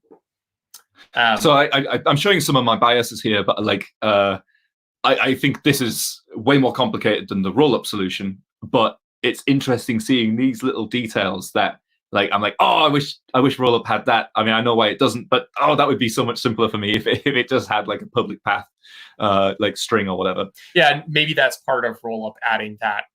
Exposing their built-in resolution is maybe there's an option you could pass that's like, oh, by the way, resolve it all against this public path. That might be a convenient thing. Who knows? So while we remap all of those file names to prepend that public path, we can also remove any trailing index.html because that doesn't appear in the URLs. We want to cache the URLs, not file names. And we will use that dot workaround to safeguard against an empty string actually caching the service worker, which we don't want. Instead, we'll have it cache the directory the service worker is in. So that's both of our magic globals prepared for the service worker. Now it's time to generate it. And here we're going to create one last function to handle compilation of the service worker. So to build our service worker module, we're going to use something called a child compiler, which is essentially a nested Webpack compiler. And we'll configure this to output the sw.js file. And one thing to think about when using child compilers is they can have a completely different list of plugins compared to the main compiler. So we can pull in a plugin that generates worker-compatible code because we have a service worker target. So there's going to be a difference here as well, isn't there? Because well, actually, you tell me. Because you're using a child compiler and it's like a whole different pass, does that mean that this service worker bundle is not going to be able to share code with the main bundle? It's not going to be able to code split there? Correct. Yeah. So any split points that end up happening in the code generated by this child compiler are going to be totally independent from the main compiler. There'll be a separate set of files.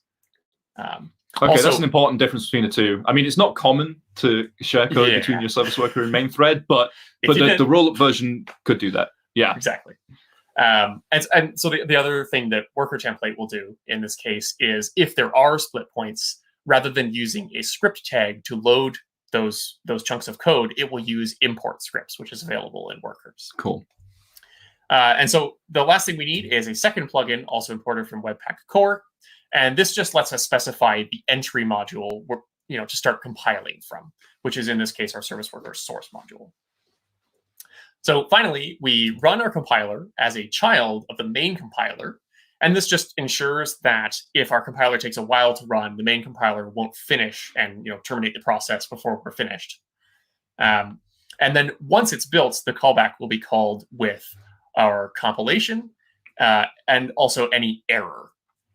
So just like with the emit hook, we are going to grab the generated service worker asset from compilation.assets, and then we can pass that back to emit. If there was an error in the child compiler, say a syntax error in our service worker code, we'll just bubble that up. That will fail the build and print it to console. If there wasn't an error, we do now have our compiled service worker asset. The thing is, it doesn't yet have version and assets magic global variables. So to inject those, we need to pull in something called concat source from the Webpack sources module. And this lets us concatenate strings, essentially. It's very similar to string concat, but with the added benefit of it is able to produce source maps. Ah, yes. Okay. So this is interesting because I broke source maps in my solution, but this is just now I could have done the same. In Rollup, I could have created essentially it doesn't support child compilers as such, but you can just call Rollup as a sort of separate layer. That would have been a lot more complicated. So it's interesting now, like some of the complexity that you're using here with Webpack is actually it's paying off. Right. Yeah. So like the initial bundle of service worker was harder, but as it turns out, it's the same number of lines to support source maps as it is to not support source maps now that you've opted into some of that complexity. So that's sort of an interesting trade-off between the two. So yeah, so the last step, we've constructed this asset, but it's only just an object in memory.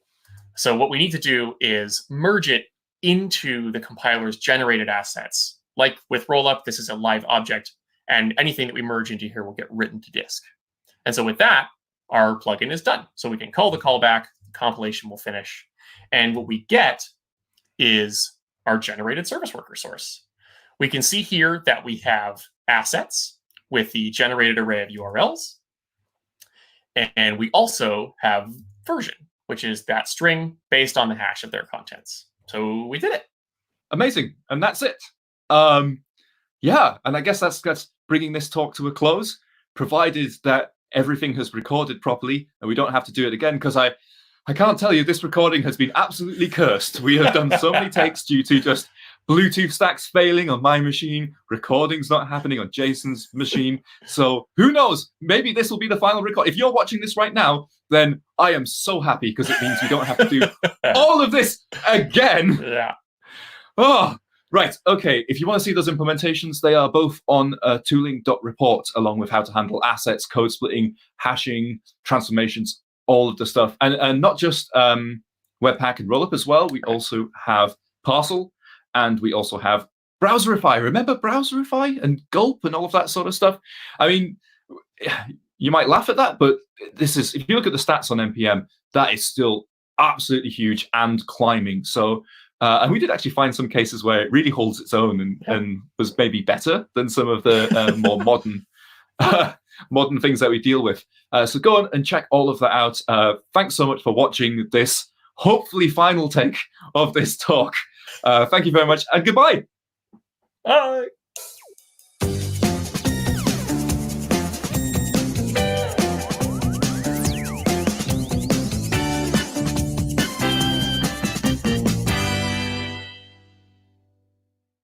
Hello, mate. Hello.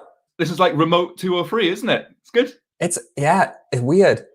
It's like So- we have almost all the technology that we need to make this work without we'll feeling see. different, but it's still different. We'll let other people be the judge of that, if it works or not. That's true. So I'm here to talk about image compression. It's something I've been wanting to talk about for a long time, right? I mean, we wrote an entire app around it. We did, and we are going to be seeing that as part of this talk. Nice. I like it. If you look at the studies they do across web pages, like images are like the biggest thing on the page. 50% roundabout of each page is just the 50% of the bytes that go over the wire for any given page are on average images. Yeah, and sometimes for fun, I'll go and take just like some images from a web page and like recompress them. And usually I can half the size of them without losing any of the visual fidelity. So it's just like so much stuff on the web can just be compressed better, either by using a different format, a better encoder, or just like better settings within a particular encoder. That's what I found as well. I've recently done a little experiment and found like even without like going into like the very deep settings of an encoder, often people just don't optimize their images at all, and just like doing the default setting in Scoosh will already give you a really decent compression rate without losing visual fidelity. So if you're watching this at home, if you're the kind of person who just like saves your images out of Photoshop for the web, then this is the talk for you, because I have things to discuss, because I think you're missing out on huge performance gains. So I want to dive into image codecs. I want to show how they work, and I want to explore some of the lesser known settings. So here are the formats, right? We've got lossy, JPEG, and WebP. We've got lossless, PNG, GIF, and also WebP. And on the hang on, my friend. SVG. Hang on. You put GIFs under lossless?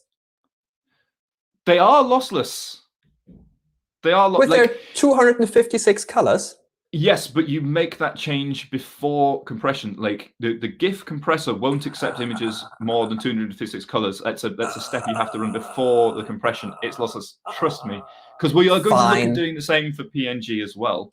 But I've got a question for you. If you have a digital drawing, like a drawing that has been created on a computer, which format would you use for this? If at all possible, SVG.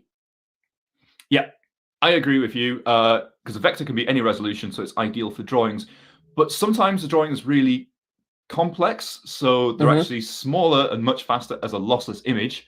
But then again, if the drawing has a lot of gradients and shading, it might actually be smaller and acceptable in a lossy format without it looking bad to the user. So a lot of the talks and articles I see about like image compression, they try and bucket kinds of images into formats, and I think that can be misleading. So instead, what I want to do is I want to talk about what these formats actually spend their bytes on. So lossy images, it's like sharp edges. They really struggle with that. That will increase the size of the image. And also small details in undetailed areas. That sounds confusing. So we'll look at a few examples of that in a moment.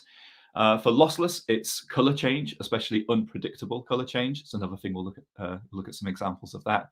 And also total number of colors impacts the file size as well. With vector, number of shapes and also shape complexity.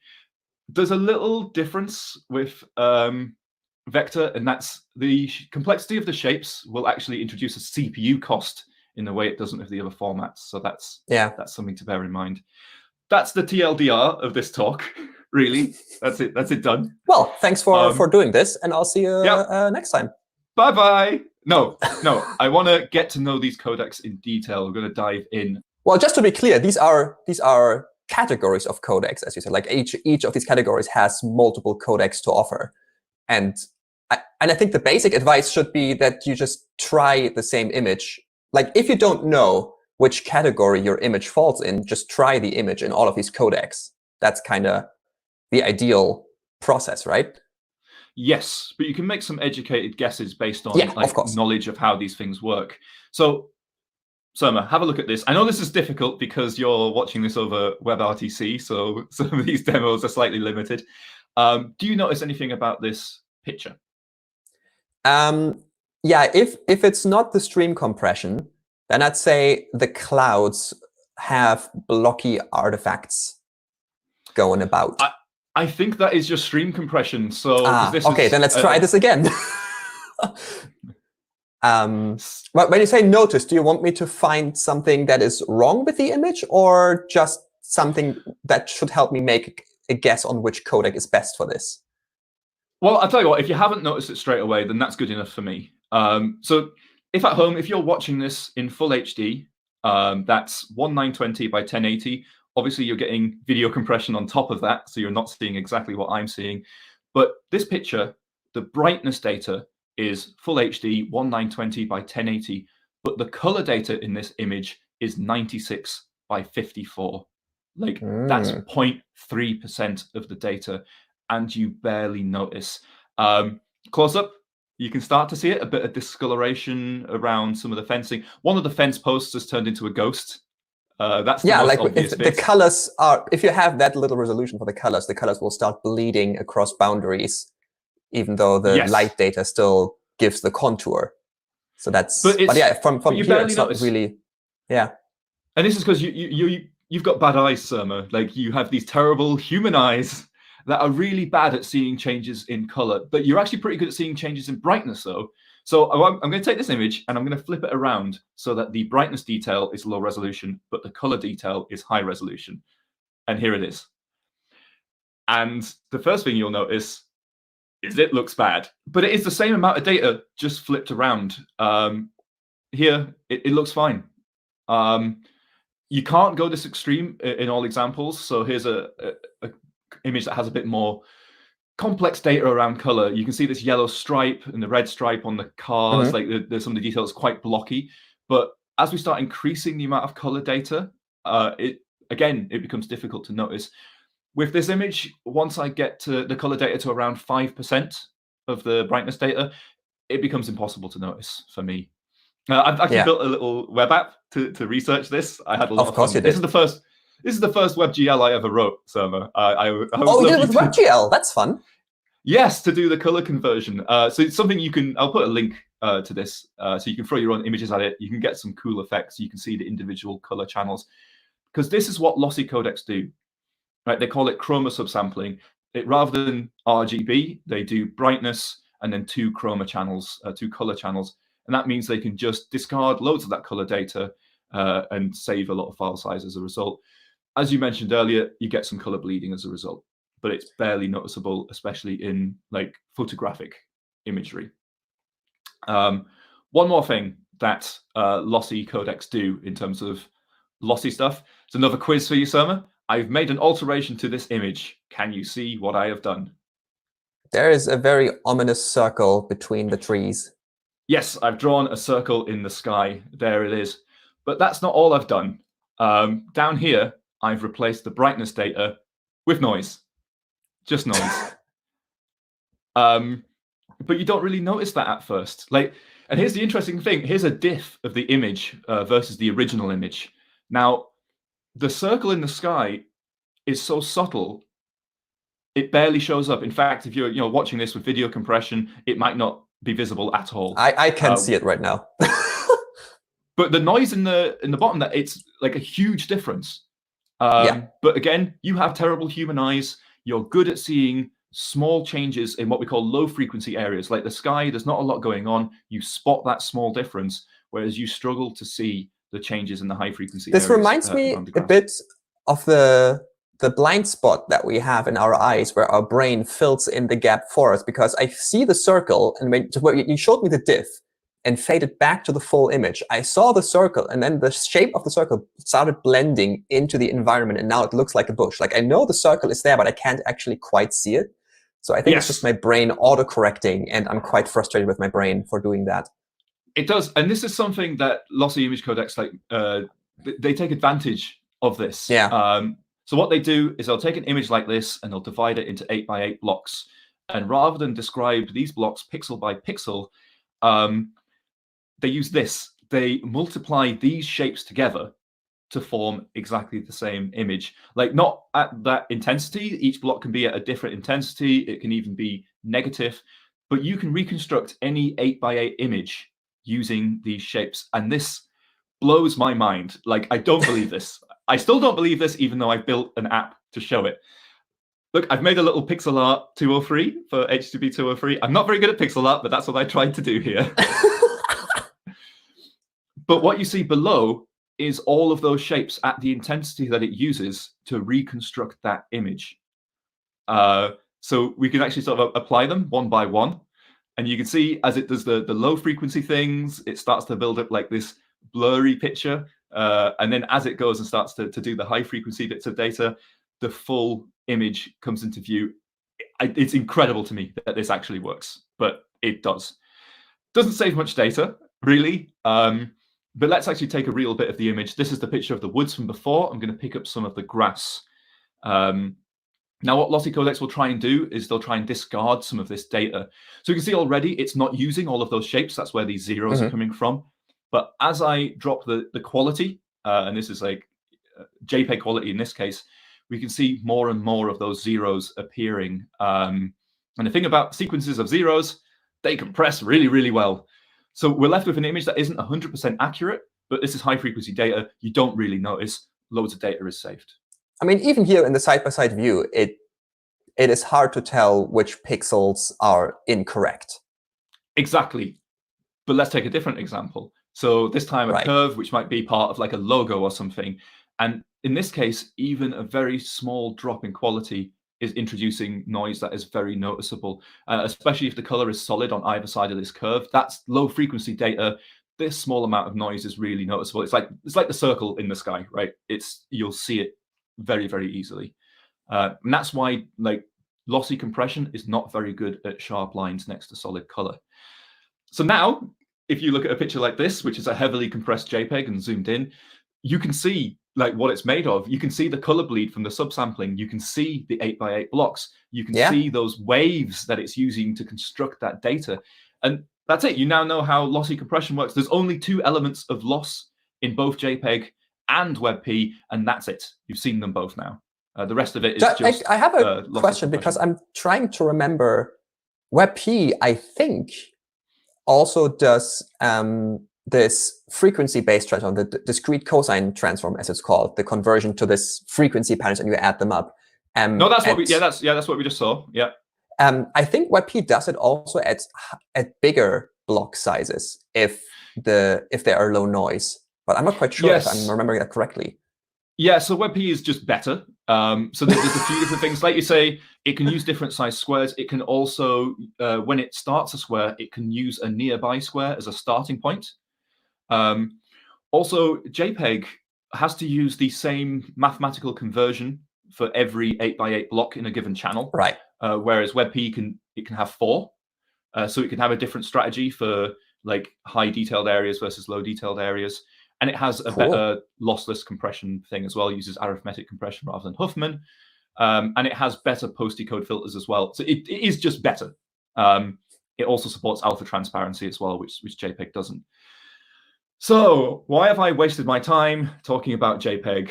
Well,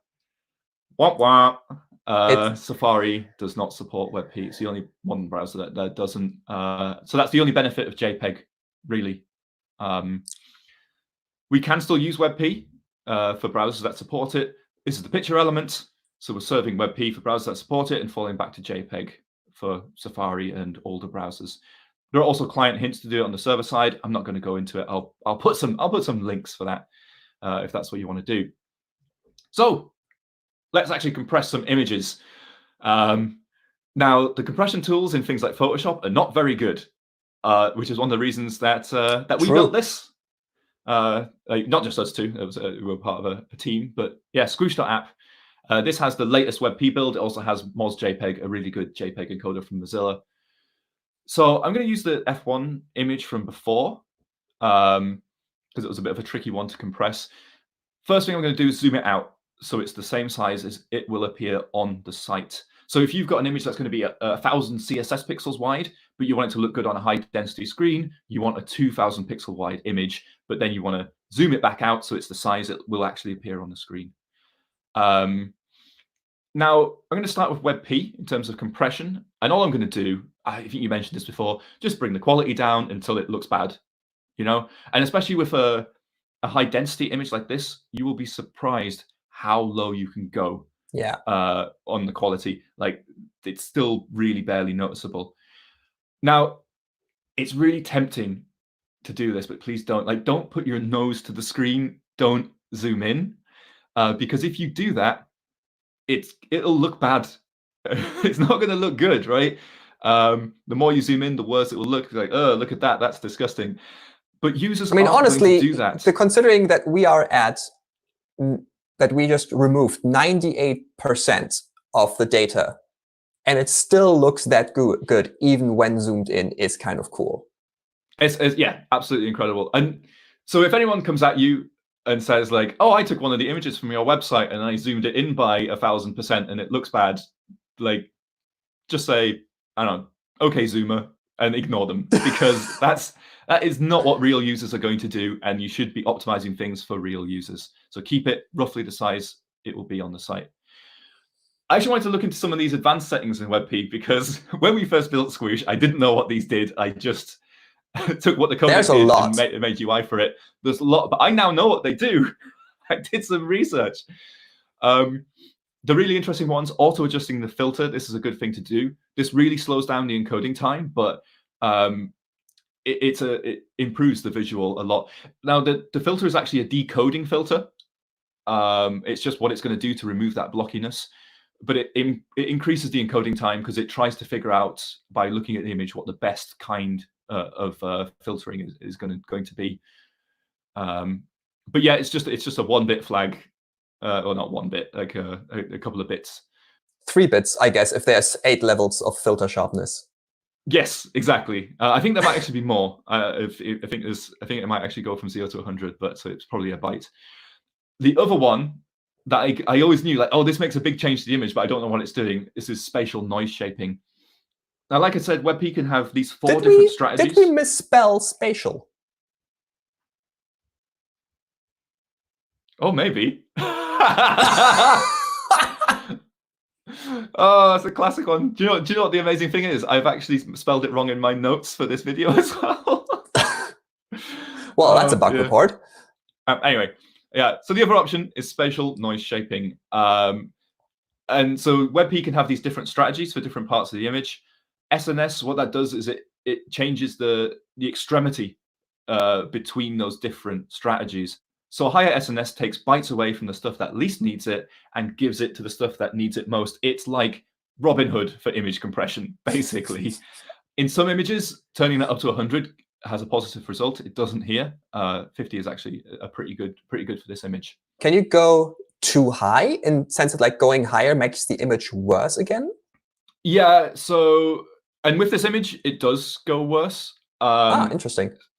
So if I make it extreme here, it's giving more data to the road, because that's where the blockiness is, but it starts to introduce, like, it makes the tires of the car look bad. I see.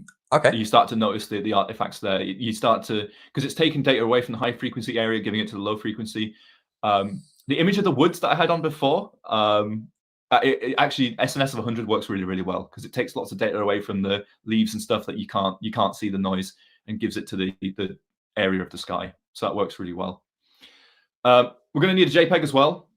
So just for fun, I'm going to make the JPEG the same size as the WebP, just to show the difference in quality of the compression here. So I have to take, same again, quality right down till it's about 40 kilobytes. And I'm going to do what I said not to do, because, okay, this looks really bad to my eyes right now at this level, but obviously with video compression, it might not be as obvious. So I am going to zoom it in. JPEG creates this horrible blocky effect across the road. And like I said, this is low frequency data. So this is going to be like the circle in the sky. It's just super obvious. It looks around horrible. The yellow strip. The transition from the yellow strip to the road makes it really obvious where Yeah, the you data get is to see lost. the blockiness there, and this is where like the filtering that WebP does is much better. So yeah, I just have to increase the size of the JPEG until that horrible blockiness goes away, and at that point, it's like double the size, over double the size of the WebP. There are things you can do to improve it if you want to spend the time. More advanced settings. The most interesting advanced setting here, I think, is the chroma subsampling. Yeah. This is what we discussed before, right? This is just reducing that color data. Especially if you're on a high density screen, you can get away with less. In fact, most of the time, I would say you can just turn this up to 4. We saw earlier that this particular picture is kind of sensitive to color reduction. So 3 was a good one there. But that knocks 10K off, so it's worth having. I also often combine it with the separate chroma quality so that you can basically introduce the blockiness into the colors, but not into the brightness, which is often much less.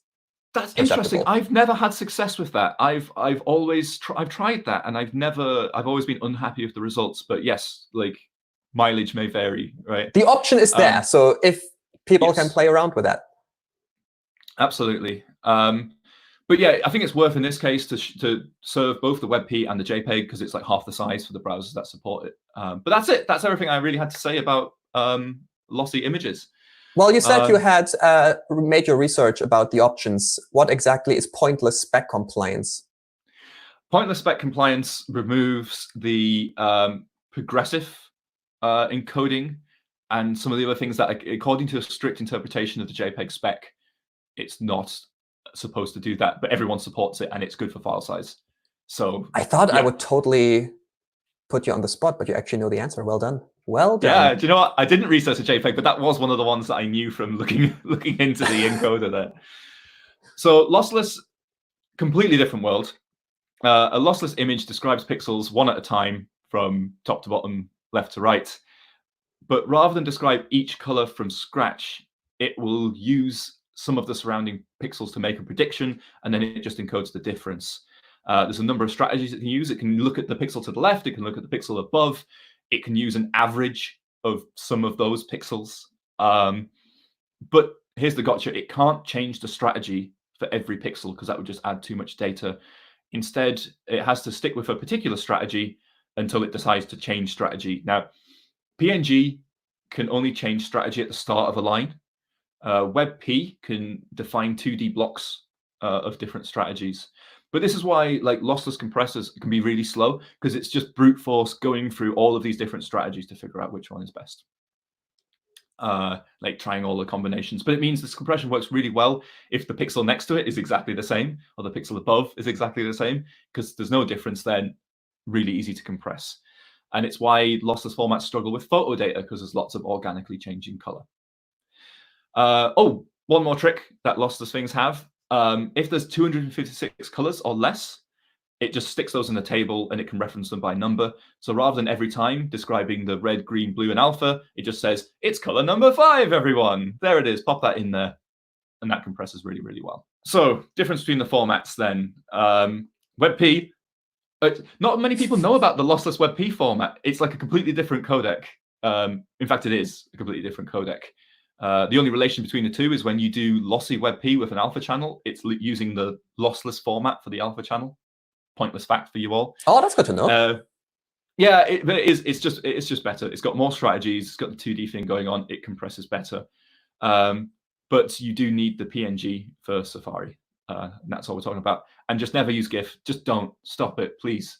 Never use it. It's bad at everything. It's just bad. So stop using GIF for everything. But let's put this into practice. Back in Squoosh, this time I'm going to use something with a lot of flat color. I'm going to say thanks to Stephen Waller, who donated me some of his artwork to use here. He's an artist I used to work with. He makes these wonderful drawings. Apparently, these are his teammates that he worked with at the time. I didn't ask him about the bear, but fair enough. I would say the first thing to do here, same as before, zoom it out. Like keep it the same size as it'll appear on the site. So the kind of scaling that you would actually use to use the high density devices. And now I'm just going to go to use WebP because it's the best. I'm going to pick lossless. Yeah, completely different codec, whatever.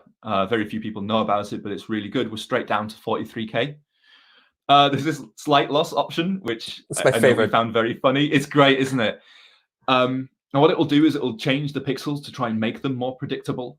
I actually don't like the visual effect it introduces, but so I don't really use it. But your mileage may vary. It's fun to play with. But remember when I said earlier that these formats do really well with 256 colors or less? We're going to do that. We're going to reduce the palette down. So it doesn't look like this image has a lot of colors, but because of the anti-aliasing around all of the curves, it's got lots of like slight variations, blends of one color to another. I've also changed the codec to browser PNG, and that's just because it's really fast to compress. So it's going to be, I'm going to get a quick response when I'm changing the number of colors. I'm also going to turn off dithering. If you reduce the number of colors of something, you can get this banding effect that you can see here. Dithering like tries to remove the banding by using like pointillism or like these dots to kind of recreate the shading. It's super effective, but lossless deals well with flat color, so it will increase the file size. So I would avoid it unless you really need it. Although I am impressed, like I have compressed a couple of like photographs to PNG with dithering, and it will actually look, if you zoom out, if you have it small enough, it will actually look almost the same. Often it's imperceptible. Yeah, and there are some times that you need to do that. So now, the same as before, I'm just going to reduce the colors as much as possible until it looks bad. And this is one of the reasons we built Squoosh, because it's so much nicer to do this with a visual response than getting like a computer to try and figure it out, because it's not going to do it as well. I'd say important advice, same as before, don't zoom in because it'll look bad. You know, like you can see the harsh edge here, but zoomed out, you barely notice it, so it's fine. And that's how users are going to see it. So there we go. So we've been able to like reduce the colors like down to 68. And so now if we're going to go and just switch back to WebP, turn the effort up, let it use all of its iterations to figure out the compression, and like boom, there we go. It's like 13K. So like, that's amazing. Isn't it? Like, it's incredible how much that saves. For Safari, we need the PNG. PNG compressors are really varied. So we use OxyPNG, which is a pretty good one. And that will take it down to, what we get, 17K. Well, that's a close second. Pretty good. It's close. And I would say, I would give a shout out to ImageOptim, which ships with OxyPNG, but also lots of other PNG compressors that we would like to add to Squoosh at some point, but we haven't yet. And it brings the file size down even more. In fact, it's only 3K off the WebP. So in this case, I would probably not bother. Unless I had like a load of images on the page and that difference adds up, I would say just serve the PNG. It's fine. Like 3K, it's not worth the complexity. So yeah, rather than think of a compression format for a particular kind of image, like my takeaway is like think about how the compression actually works, and use that as your first guess. But as you said earlier, it's always worth trying it in something else. So I'm going to look at a couple of edge cases to finish up on. Look at this. Look at this. This is beautiful. This is SVG. I was about to say, it looks like one of these things that the CSS artists built with just like a billion divs and gradients and shadows, and then a photorealistic thing turns out to just be CSS. But I guess that's pretty much what is happening here, but with SVG. I think this was manually created. Yeah, very similar. If I minify it in SVG OMG, which is a SVG compression, well, it's a GUI I made, but it's based on SVGO, which is a Node app. I can get it down to 37K. But this is so complicated and uses so many filters. Like, look at the jank there on the resizing. And this is on a high-end MacBook. It is taking a ton of CPU to render that image. So over in Squoosh, Lossy WebP does a really good job of this, like 53K. It's actually bigger than the SVG, but the saving in CPU makes this a better decision. And that's actually interesting, because that's something that Squoosh doesn't really allow you to quantify, right? The saving in the CPU. Yes, exactly. Yeah, it'd be nice if we could find a way to do that somehow. But yeah, if it's struggling in, with this image, you notice how slow it loads, and you notice in SVG OMG how slow it is to resize. So that's a good signal. The PNG equivalent, because we can't use JPEG for this because it's got alpha transparency. The PNG is 86K, and I've had to reduce the colors and that introduced a lot of banding, so I had to introduce dithering, and that's actually noticeable. You can see the dots. It's not great, but without the palette reduction, it's 300K. So in this case, you would kind of say, oh, I'm sorry, Safari users, you don't get quite as nice an image, you know? Yeah. But yeah, it's worth it for the file size. Although I One guess you last could one. also serve the SVG, because like, I mean, the picture elements, you specify the sources in order of priority. So you could put the WebP first and could put the SVG second.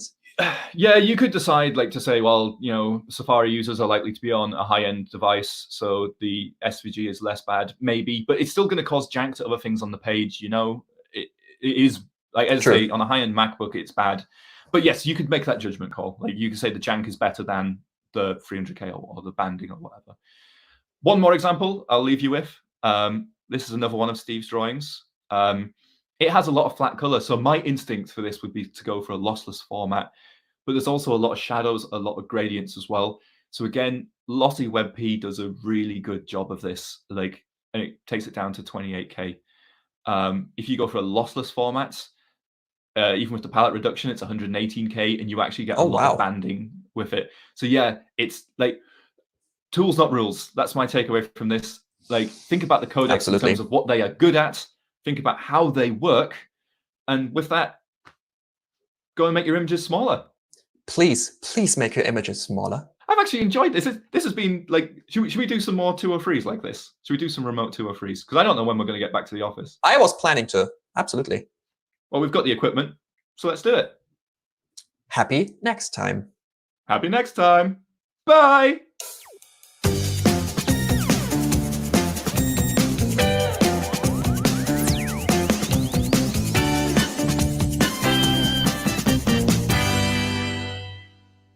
Hello and welcome. My name is Stephen Fluin.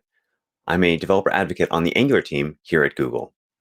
My job is really fun because I get to help developers be successful with Angular, and I get to spend a lot of time listening and engaging with the community so we can reflect your needs onto the team. One of the things that we've learned, having worked with a lot of developers across the world, is that staying up to date is really, really important. And so today's talk is all about how to keep your application as fast as possible and as fresh as possible using Angular.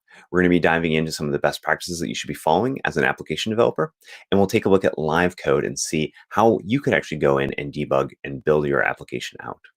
So let's actually get started. So if we take a look at what we've got here, this is an application that I've built using the Angular CLI. So it's a very, very basic application. This should look very, very familiar. It's basically, we ran ng new, and then we installed something called Angular Material. And so if you take a look at the app component, I've put in an app dashboard. And so if we ran a command like ng-serve, what we would see is a normal dashboard of an application that's coming from Angular Material. So we've got a few dependencies installed, we've got a few other things installed, and all of that should just be coming to you kind of automatically. So here we go. This is just the default blank dashboard. And so even though we haven't written a ton of code, we've got an application up and running, and it's pulling in a ton of code, right? We're pulling in the features of Angular necessary for these animations, for these menus, for these dialogues, as well as for all of this content around this dashboard that a user could interact with and engage with. And so the first thing that I want to do in order to make my application fast as possible is I really want to understand my application. And so we're going to make a couple changes within our build configuration in the angular.json file. So what we're going to do is we're going to find the Angular JSON file. You're going to find this directly in the root of your application. And what we're going to do is we're going to find in the production build settings, we're going to change two settings here. We're going to say source map. I'm going to change that from false to true, as well as in our named chunks, we're going to turn that on to true. What source map does is this will actually take my application and map all of the generated JavaScript that comes out of the build and map it back into the code that that JavaScript came from. And so if some of the generated code came from Angular Material, we'll see that. If it came from Angular itself, we'll see that. And we'll even see things like the generated JavaScript being mapped back to my HTML and into the application code that I'm writing for all of the components that I'm creating. So source maps are a really great way for you to understand what's going on in your application and the relationship between what happens in the code you write in the IDE and the code that's being delivered to your users. And so there's a lot of steps that we end up taking along that way, right? There's the Angular compiler that takes that HTML and turns it into JavaScript. But there's also other steps that we do, like optimizations, where we'll change some of the property names. You've got bundling so that we get all of this JavaScript coming down as a single kind of cohesive bundle that makes sense to browsers. And so source map allows us to follow that path, follow that process, and give us really good insights. And so what we can do is, having made these two changes, we can actually now go and run a ng build -- prod. And what that will do is that will create a production build of our application, which is normally what you ship down to browsers. But because we've turned on source maps and we've turned on named chunks, we'll actually see the JavaScript and be able to analyze those chunks. And so we're also going to be using another tool today called Source Map Explorer. There's a bunch of other tools out there that developers use to analyze bundle size and chunk size. But what we on the Angular team actually really strongly recommend is you only use Source Map Explorer, because there are tools out there like Webpack Bundle Analyzer that categorically misrecognize some of those steps within our process. And so we've done that production build. And now whenever you want to actually take a look at what a source map looks like, we can just run Source Map Explorer. If you don't have this installed, you can just install it globally. Yarn global add Source Map Explorer, or you can install it local to your project, whichever makes sense to you. Just go ahead and do that. And what we'll do is we'll run Source Map Explorer, and we will pass it in the JavaScript file that we want to analyze. And so we can see that we've got our dist folder here, and we're going to look at the ES 2015 version of our JavaScript. So if we run that, it's going to pop open a web browser, and we're going to see this visual interactive story about our application. So we can see our overall bundle size in terms of minified but not compressed JavaScript, so it'll actually be a little bit smaller when it goes over the network. We have about 452 kilobytes of application. And what's really, really helpful here is that you can see where that bundle size is coming from. So you can see animations is 64 kilobytes. Angular material is about 56 kilobytes.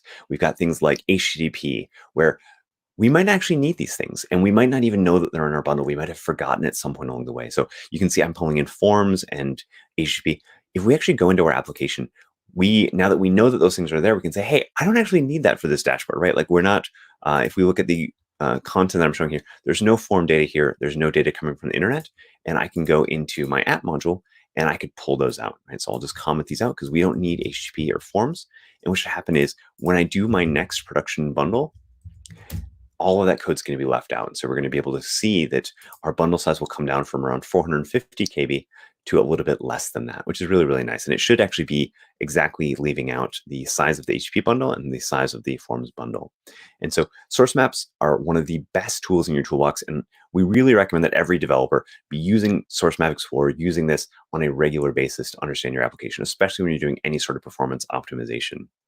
Now, let's say that you are looking at your bundle and you're saying, it's still too big, but I need all of those features. I need all of those capabilities.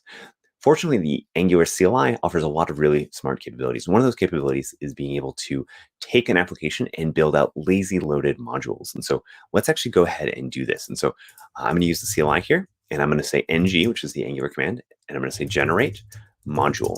And I'm going to give it a root module that it's going to connect back to. So what we're going to do is we're going to create a separate part of our application where we can pull in features that we need and just leave all of that code outside of the main bundle. And so we're going to generate a module here, and I'll just link it back to the module known as app module, which is the root of my application. And now I'm going to give it a route. And so what this does is it automatically wires up this module to be lazy loaded whenever a user hits that route. And so we'll just make, for example, an about page. And so what this is going to do, it's going to generate a module called about module. It's going to be able to route to it, and then it's going to give me an about component. So we can see all of that in our source code. So let's just close all these files. And we're going to see it created a new about folder with our new module and our new code.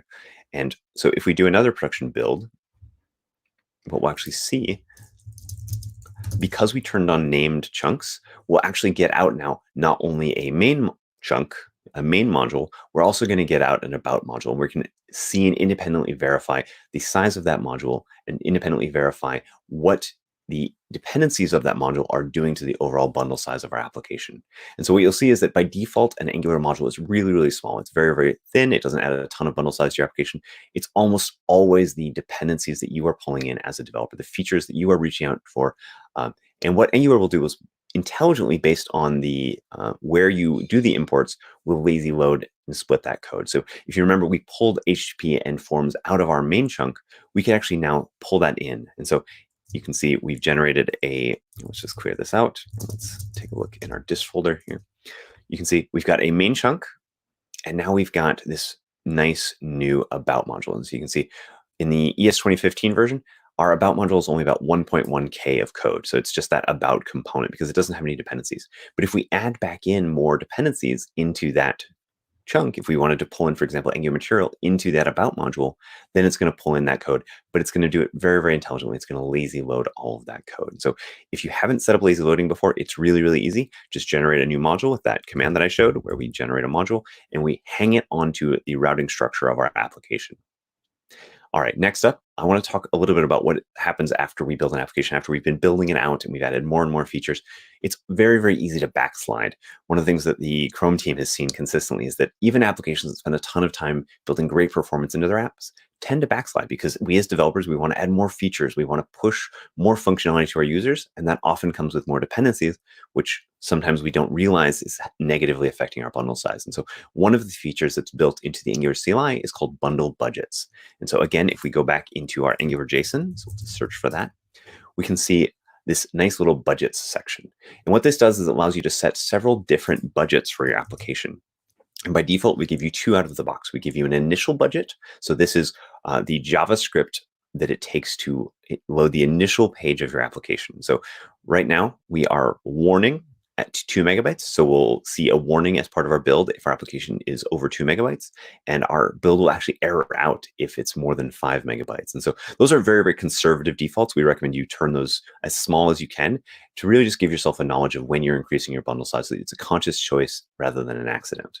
You'll see we also have a few other types of budgets, including any component style. So what this says is that any scoped styles to a component, we want to keep those under 6 kilobytes, and we are going to error out if they become above 10 kilobytes. And there's a few more that you can see if you just take a look in your IDE. You've got all scripts, so that's just what is the total sum of all the scripts in my application. Any script, so any individual script shouldn't be bigger than this.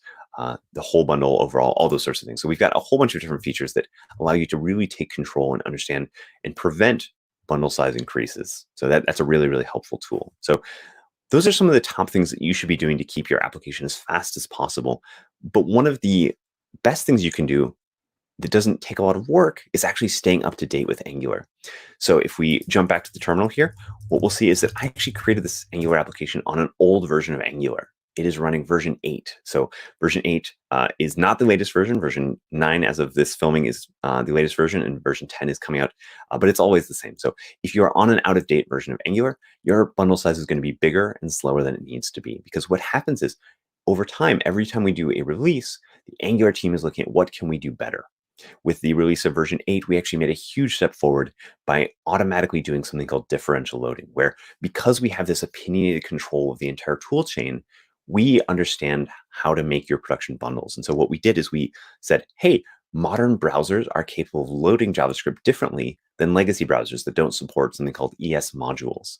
And so using that knowledge, you can actually conditionally force modern browsers to load modern JavaScript and legacy browsers to load legacy JavaScript. And this is a really nice schism that allows you to have two bundles that really gives you the best of both worlds, where you can ship the smallest, fastest JavaScript to modern browsers that support the most recent capabilities, like classes, like modules, all those sorts of things.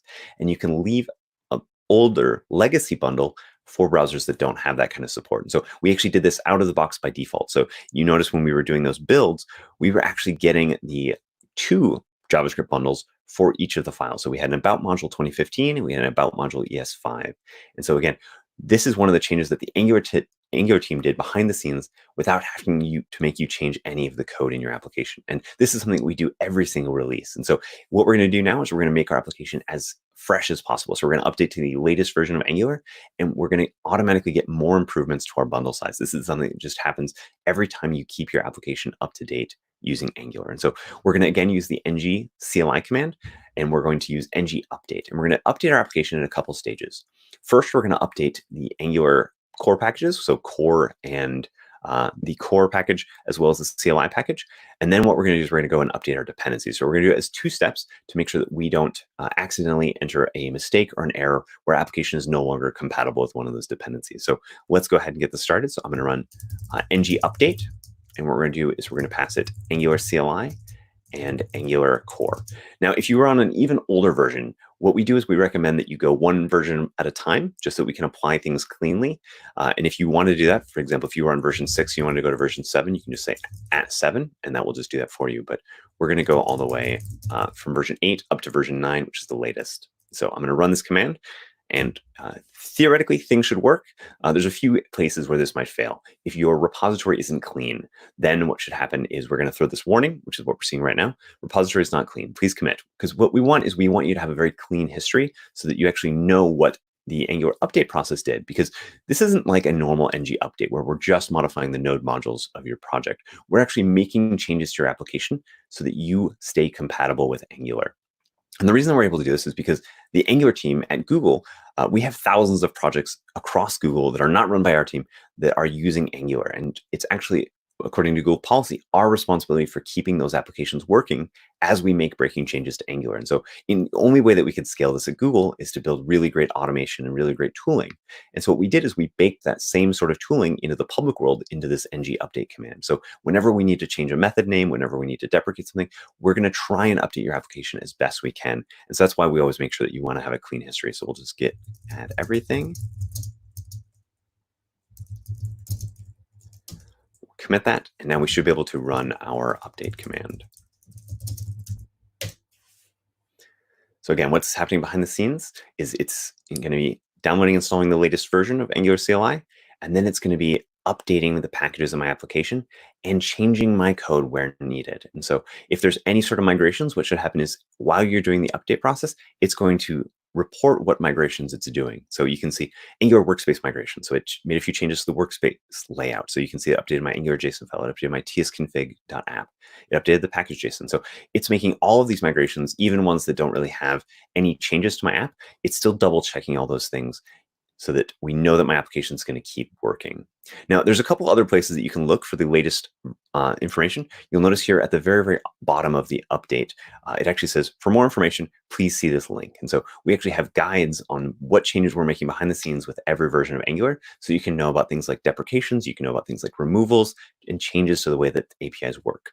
The other one that I want to point you out to would be update.angular.io.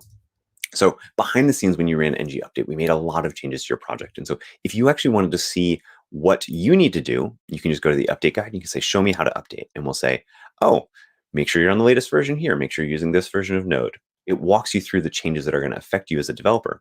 And you can even tune this based on the number and amount of features and the depth and complexity of your usage of Angular. Because most applications don't need to care about all of the changes we're making under the hood. But let's say you have a large application, maybe you have several hundred components, you have component libraries, you're using things like Universal. You can check these boxes. And what we'll do is it will show you all of the information about the update, all of the changes we're making behind the scenes, so you can have a full, complete understanding of what's going on. The other way you can do it is if you just take a look at the Git history, you can now go in and see what all the changes we made were. So for example, when we moved to version 9, we turned on ahead of time compilation by default. So that's going to make your build a lot faster. You can see that we've installed all of the dependencies, and not just on Angular. We've also installed things like RxJS to the latest version. We've updated your components so that they actually continue working as we make changes to Angular. So this is really, really powerful. And then we can actually do a test to see if this works. So let's just run an ng serve. And we can say, yes, let's let Google Analytics track some of our CLI usage anonymously. And what will happen is when we return back to the browser window, we're going to get the latest version of Angular, and our app is generally just going to keep working. And then the way that this really affects you is not only keeping you up to date as a developer, making sure you're using best practices, but again, it's also going to improve the performance of your application. One of the things that you're going to see is that every time we make an update to Angular, we're trying to look for ways to make Angular more tree shakeable, to make your build system better. And so there's lots of experimentation, lots of ideation going on there because the state of bundlers in JavaScript are not static. Webpack keeps getting better, Rollup keeps getting better, Cursor keeps getting better, and these tools are changing and they're evolving, and the way that they relate to each other is changing. And so what we do is, as the Angular team, we're trying to stay on top of that for you. And so let's go ahead and refresh. And if we take a look in the dev tools, we should see we are now on the latest version of Angular. So 9.1.9 at the writing, but whenever you use ng update, it's just going to move you to the latest version. It's going to do that automatically for you so that you are staying up to date, staying fresh, staying fast. So once you've updated Angular and you've updated the CLI via core and common, now what I'm going to do is I'm going to go and update all of the other packages. So if you take a look, for example, we did not, in our package JSON, we didn't update the CDK, or we didn't update Angular material. And so we're going to do one more ng update command to update Angular material and Angular CDK. You can do this with any of your dependencies. A lot of dependencies are starting to support these automatic migrations. This is something we've been pushing very hard for in the ecosystem.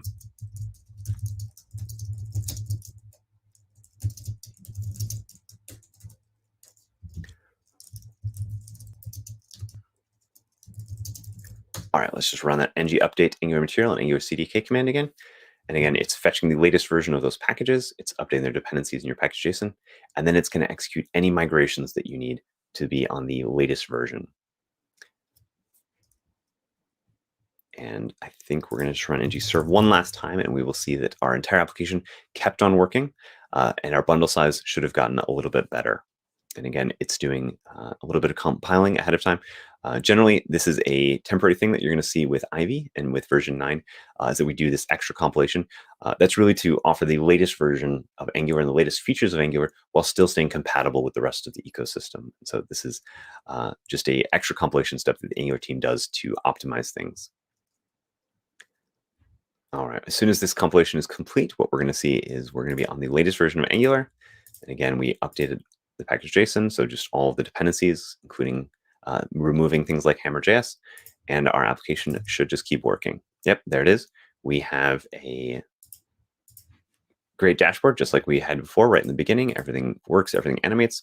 We're now on the latest version of Angular. We're now on the latest version of Material in the CDK, and our application is as fast as we can be because we're budgeting. We're making sure that we're understanding our application, making sure it doesn't grow over time.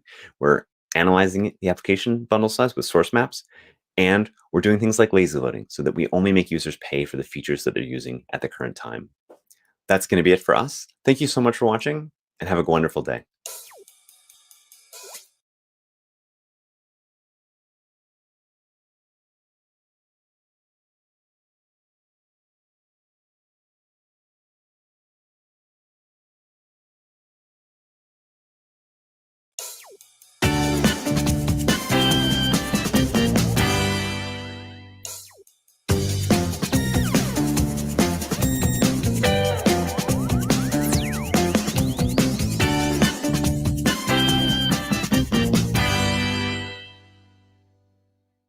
Hello, and welcome to Security and Privacy for the Open Web. I'm Maud, and I'm a developer advocate for the Chrome team, recording from Berlin. And I am Sam, coming to you live-ish from Tooting Bec in South London. Okay, first, Sam, let's travel in time a bit and understand what the open web means. Because the web is open by definition, right?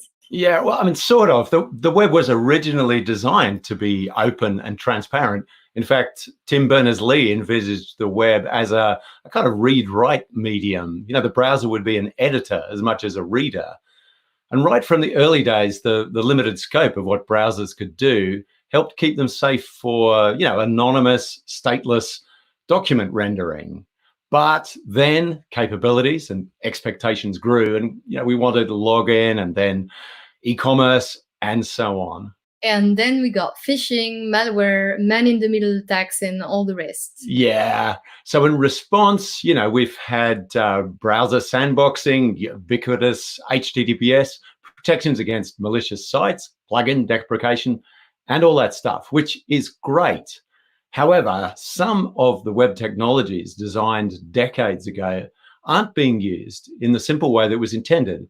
You know, it was difficult in the 1990s to envisage how user agent strings and cookies would be used beyond their intended capabilities in the 2020s. And this evolution in how some web technologies are able to be utilized, paired with the rising expectations from users to have more control and transparency over their personal data, has led the whole web ecosystem to evaluate long-standing practices. And now, more than ever, I think, the web needs privacy and security by default for all users. I think we'll see an increasingly high proportion of people on the web who've never used a browser before or who are simply outside their normal browsing habits. People, may be looking for information who may be in a crisis or just feeling vulnerable. And I actually think these are the hardest, most complex, and most important problems to solve on the web right now. But of course, this is not easy, even in terms of user interface design. For example, how do you make quite complex concepts such as cookie management understandable for billions of users? Yes, so that's why users need transparency and control in their browsers. And it's not just browser features, right? Web standards and defaults also need to change. Yeah, that's absolutely true. I mean, cookies, for example, and data such as user agent strings that can be used for device fingerprinting and to covertly track individual users. Also, features such as the referrer header that can reveal private browsing data. As developers, we need to rethink the way we handle user data. Do you really need all the data you access? And is it clear to your users what you're doing with their data? Yeah, because as a developer, you're actually best placed to understand potential problems and help fix them. So, okay, let's run through today's sessions. We'll be talking about security, privacy, payments, and identity. Yeah, first up, our colleague Rowan Meerwood has some recipes to help you manage your cookies. Whether or not you've heard about same site and changes to cookie defaults, if you're using any kind of third-party content such as ads, or you're doing anything with cookies on your site, you should definitely check out his session. Second, thinking about the cross-origin web, you need to prevent information leaks, and that's where powerful protections like the COOP and COEP policy headers come in. To understand how this can protect your website, check out the great session from our colleague Aiji Kitamura. Okay, so that's all nice, but how do you actually debug that stuff like same-site cookies and co-op and co-op? Well, the new Issues tab in Chrome DevTools is there to help you. The Issues tab makes it much easier to find and fix problems. Instead of console message clutter, you get clear instructions on how to fix problems. So with these sessions, you'll learn techniques to not passively leak your users' data. And there's a pattern here. Debugging is important, but how can you and your team develop a mindset around privacy and security and prepare for the future? Ron and I thought about this and put together strategies with concrete examples of web APIs and HTTP headers you surely know to help you make sure you're using just the data you need. And speaking of user data, a crucial entry point for this is the ubiquitous sign-in form. And this is particularly important right now when lots of sites need to be accessible to new users. Now, in my session, I'll show you how to use cross-platform browser features to build a simple email password login form that's secure, accessible, and easy to use. Just like the sign-in experience, you need payments flows to be clear and safe. So what's new in web payments? Aiji Kitamura will guide you through this, so if your website uses payments, make sure to check this session out. Okay, so that's it for the sessions, but we'd also like to tell you about one really important initiative that we're all involved with, the Privacy Sandbox. Now, more than ever, people need to know that private data stays private. But on the other hand, people want to do stuff on the web that's private and personal. You want to go shopping, use your bank online, communicate private information, and so on. And keeping data safe can't just be about constraints. We can't just say no to everything. The problem is keeping your users safe is not just about getting your own house in order. It's not just about first-party interactions. Because most websites use services from other companies to provide analytics or videos and do lots of other useful stuff. Most notably, ads are included in web pages via third-party JavaScript and iframes. And ad views, clicks, and conversions are measured via third-party cookies and scripts. But when you visit a website, you may not be aware of these third parties and what they're doing with your data. And actually, publishers and web developers themselves may not have visibility on the entire third-party supply chain. Ad targeting, conversion measurement, and other use cases currently rely on stable cross-site identity. Historically, this has been done with third-party cookies, but today, browsers have begun to restrict access to these. Other mechanisms for cross-site user tracking are also being used, such as covered browser storage, device fingerprinting, and requests for personal information like email addresses. Yeah, and this is a dilemma for the web. How can legitimate third-party use cases be supported without enabling users to be tracked across sites? In particular, how can websites fund content by enabling third parties to show ads and measure ad performance, but not allow individual users to be profiled? How can advertisers and site owners evaluate a user's authenticity without resorting to dark patterns such as device fingerprinting? Well, this is where the Privacy Sandbox comes in. And just to avoid confusion, this is not the same as the browser sandbox architecture you may have heard of, though it does build on some of the same ideas of keeping your data safe. The Privacy Sandbox is a set of proposals to implement privacy-preserving APIs to support business models that fund websites in the absence of mechanisms like third-party cookies.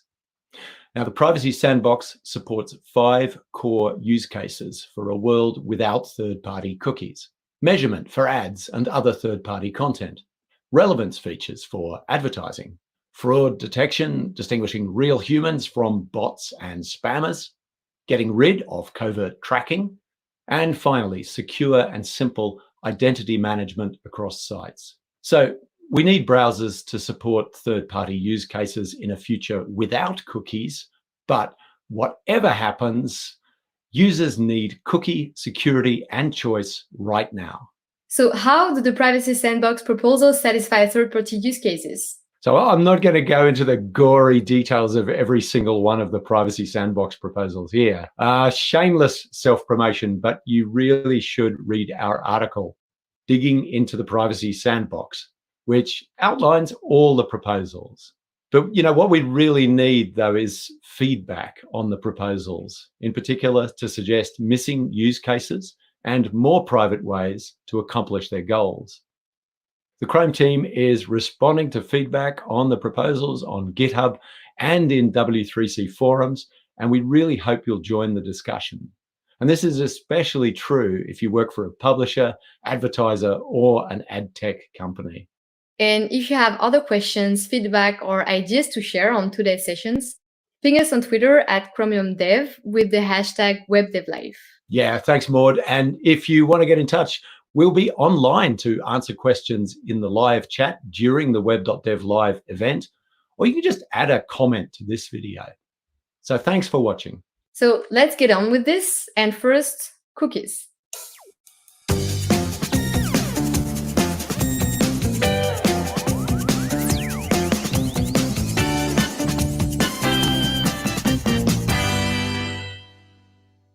Hello there, my name's Ryan, and I want to chat to you about cookies. Like most delicious things, cookies are great in moderation, but too many of them, or messing up the recipe, that's bad news. Okay, so what are we going to chat about? 2 bits. First, a good HTTP cookie recipe for all occasions. And second, how to work out when your cookies are going wrong. Debugging, essentially, because discovering bugs in cookies, gross. We'll worry about that later, though. First, let's get the recipe right. We're going to start with a base that comes from Mike West, who's really one of the head chefs of the cookie world. This cookie recipe should be your starting point. Everything else we do is going to be a variation on this. So let's take a look at it. It's a lot, I know, but it's mostly static. If you set this up as your default configuration, so it's just added automatically, your code still remains as clean as set a cookie with this name and this value. And all of these attributes or ingredients come with benefits. So let's step through them. First, that host prefix. Now, that's actually going to set up a few rules for us. It's enforcing these first 2 attributes, secure and path equals /. Secure means that this cookie will only be set or sent over HTTPS connections. If you haven't fully migrated your site to HTTPS, now is really the time to make that a priority. Browsers are getting more and more functionality behind HTTPS, and being more explicit in communicating to users that plain HTTP is insecure. Now, path = is interesting, and we need to look at that along with another attribute that host is enforcing. But in this case, enforcing that it is not included, and that's domain. No domain means that the cookie uses the current document origin and does not include subdomains. And path = means that it's sent for all requests to that origin. So if I set a host cookie for example.com, it will go on every request to example.com, but not to images.example.com. There you go. That was 3 in 1. Host prefix gives you secure, top-level path, and no domain. Next up is the HTTP-only attribute. This means that the cookie will only be sent in request headers and is not available to JavaScript via document.cookie. To clarify, you can trigger requests from JavaScript, like fetch or XML HTTP request, and if you've specified including credentials, cookies, including HTTP-only cookies, will be sent. They're just not visible to those client-side scripts in any way. So in the event that any of those scripts on your site have been compromised or are malicious, you've at least limited their access to potentially sensitive cookie data. Finally, a personal favorite, it's same site. Specifically, same site = lax. And what same site = lax does is restrict the cookie to only be sent on requests that match the current browsing context. In other words, the top-level site the user is currently visiting and is right there in their location bar. Putting that all together, we get a nicely contained first-party cookie. This is an ideal cookie for controlling your user session set by your server-side framework. And let's talk about why. What this gives you is some pretty reasonable protection against cross-site request forgery. The attack works like this. Let's say you have a block where users need to be signed in to post content, and that content submission is just a form submission or an API call. If one of those signed-in users visits a malicious site, it can trigger a request to that content posting endpoint with some kind of spammy or abusive content. If the cookies aren't protected, the browser may well send them, and when the blog server receives that request, it's going to look like it came from the signed-in user, and it's going to post that content with their name attached. But not with our cookie recipe, they can. Same site = lax is what's protecting us against this attack. The malicious site can make the request, but because the user isn't actually on the blogging site, the sites don't match, and therefore, no cookie. There are some other benefits too. The secure attribute means that we're going over HTTPS, so other people lurking on the same network can't steal our cookie. Look up Firesheep if you want to see how someone created an extension to demo just how easy this kind of session hijacking over HTTP was. Next up, HTTP only. Like we said, that means the cookie can't be stolen by malicious client-side JavaScript, like a third-party dependency getting hacked and then included on your site. Now let's talk about tweaking this recipe for your own taste. If the host prefix is too restrictive, like maybe you have a news site and you've set it up with subdomains for each topic, like finance and politics, but you still want one session across all of those. For that, you could use the secure prefix instead and specify domain. So far, these examples don't have any kind of expiry date set on them. That means they expire when the browser session ends, which sounds short, but in reality, a lot of people leave their browser open for a long time, or have a session restoring feature that also brings back all those cookies. Now, there isn't a default right answer here, it's down to your use case. But what I would say is if it's something short-term, like a token for a form submission, then use max age, since you just specify the number of seconds until it expires. Nice and simple. If it's something more permanent, like a theme preference, then use expires and set it maybe a year in the future. I wouldn't use it for anything short-term because it's a date format, so you have to think about time zones, clock changes, incorrect clocks. It's a nightmare. I'm not even going to show you that one. Remember, you can always reset that expiry date on future requests, but then, if the user doesn't visit your site for ages, you can also ensure the browser cleans up for you. And that just seems polite. No one wants stale cookies. We can also use the same site attribute to lock things down a bit more, but it's really for quite specific situations. We talked about same site = lax, which allows cookies to be sent on top-level navigations. For example, I want my session to be sent when I first visit the site because I want to see my signed-in experience. Same site can also be set to strict, which means I really have to be on the site already or the cookie won't be sent. This is useful for protecting form submission. So that blog posting example, if you set up a same site equals strict cookie, pretty much the same as your session, but you treat it like a token for write permission and validate that it's included on that form submission, then you can be pretty sure it came from the user submitting the form actually on your site. Sometimes you do need that cross-site data though. Now, while the long-term goal is to stop supporting cross-site cookies and bring in better mechanisms for enabling that functionality, we can still do some interim work to clean up those cookies right now. The really important thing is that you make the intent to send that cross-site data totally explicit. For that, we can turn the same site dial the other way with same site equals none. That tells the browser that there are no same site restrictions, and it can send the cookie whenever. It does require secure as well, though. No restrictions on site doesn't mean no restrictions at all. Now, even if you don't like the default recipe, I strongly recommend you move to setting an explicit same site value on your cookies.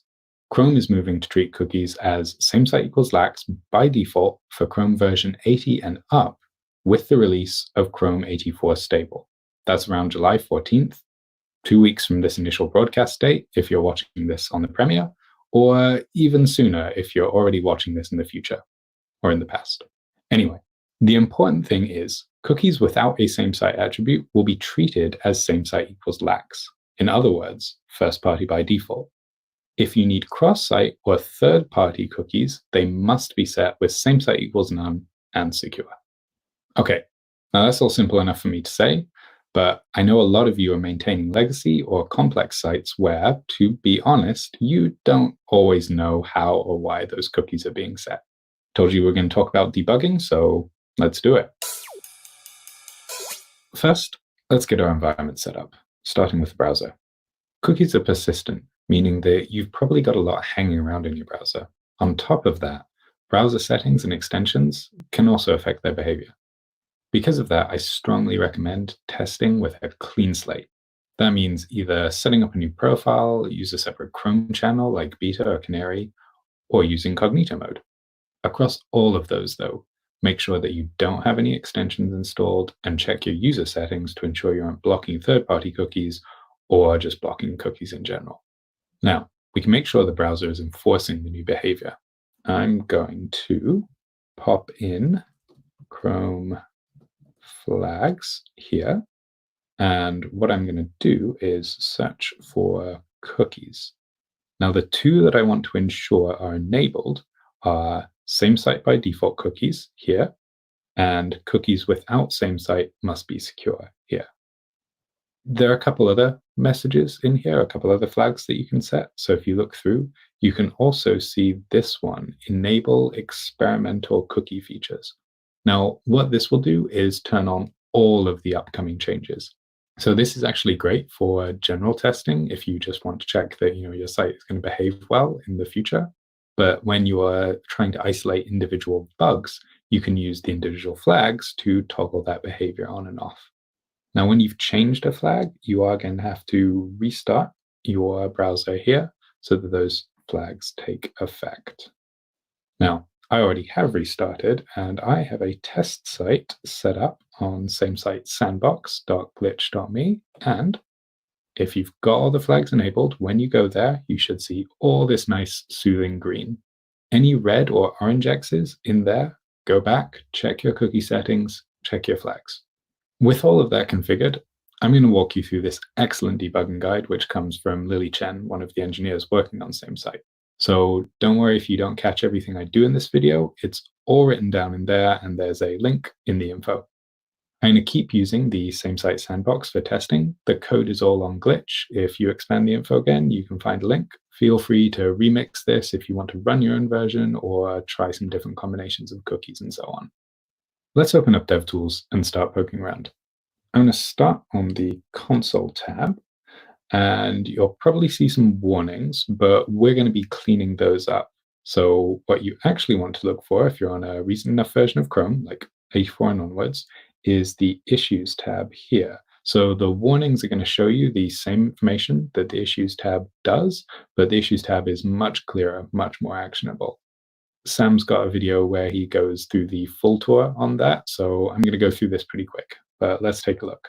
Let's tap on Go to Issues. Now, the first thing it tells us is that we want to reload the page to get that full capture. So let's take that advice and reload. Now you can see I've got some issues that have come up. Let's take a look. Now, the first one we've got is mark cross-site cookies as secure. Let's expand that and see what's going on inside.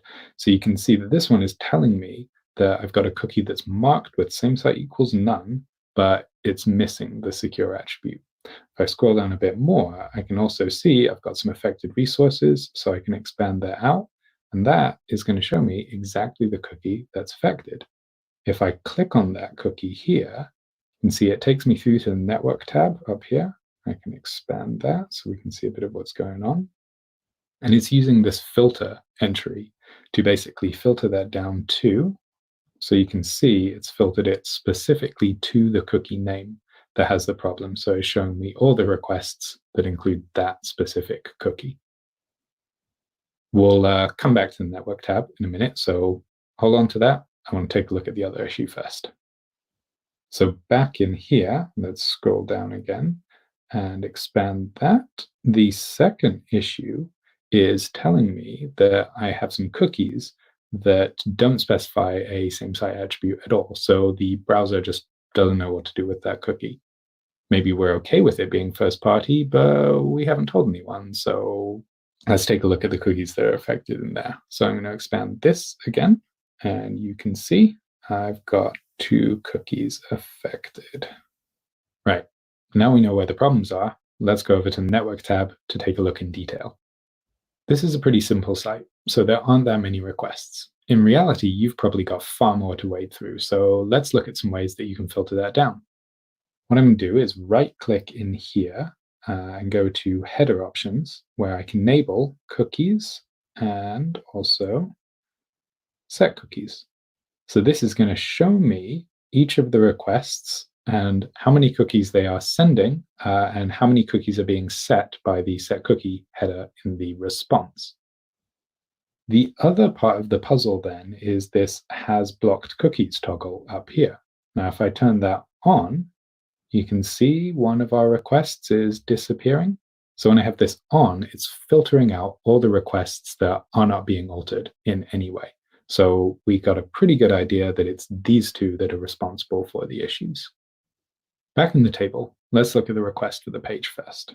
So tap on there, and on the Cookies tab over here, I can see that I have one of my response cookies highlighted. So I'm going to hover over that. And that info bar is telling us that this is the cookie that's got the same site none, but is missing the secure flag. So I've got the name, I've got the value. Hopefully that's enough for you to track it down in the back end and get that secure flag set. Okay, but we had another issue that was listed as well. So let's take a look at the second request. That's cookies.json. Now, this one looks fairly quiet, so the thing we want to do here is enable this show filtered out request cookies. Suddenly, there's a lot more going on here. Now, what this is showing us is all the cookies that could have been included on that request, but were restricted for some reason.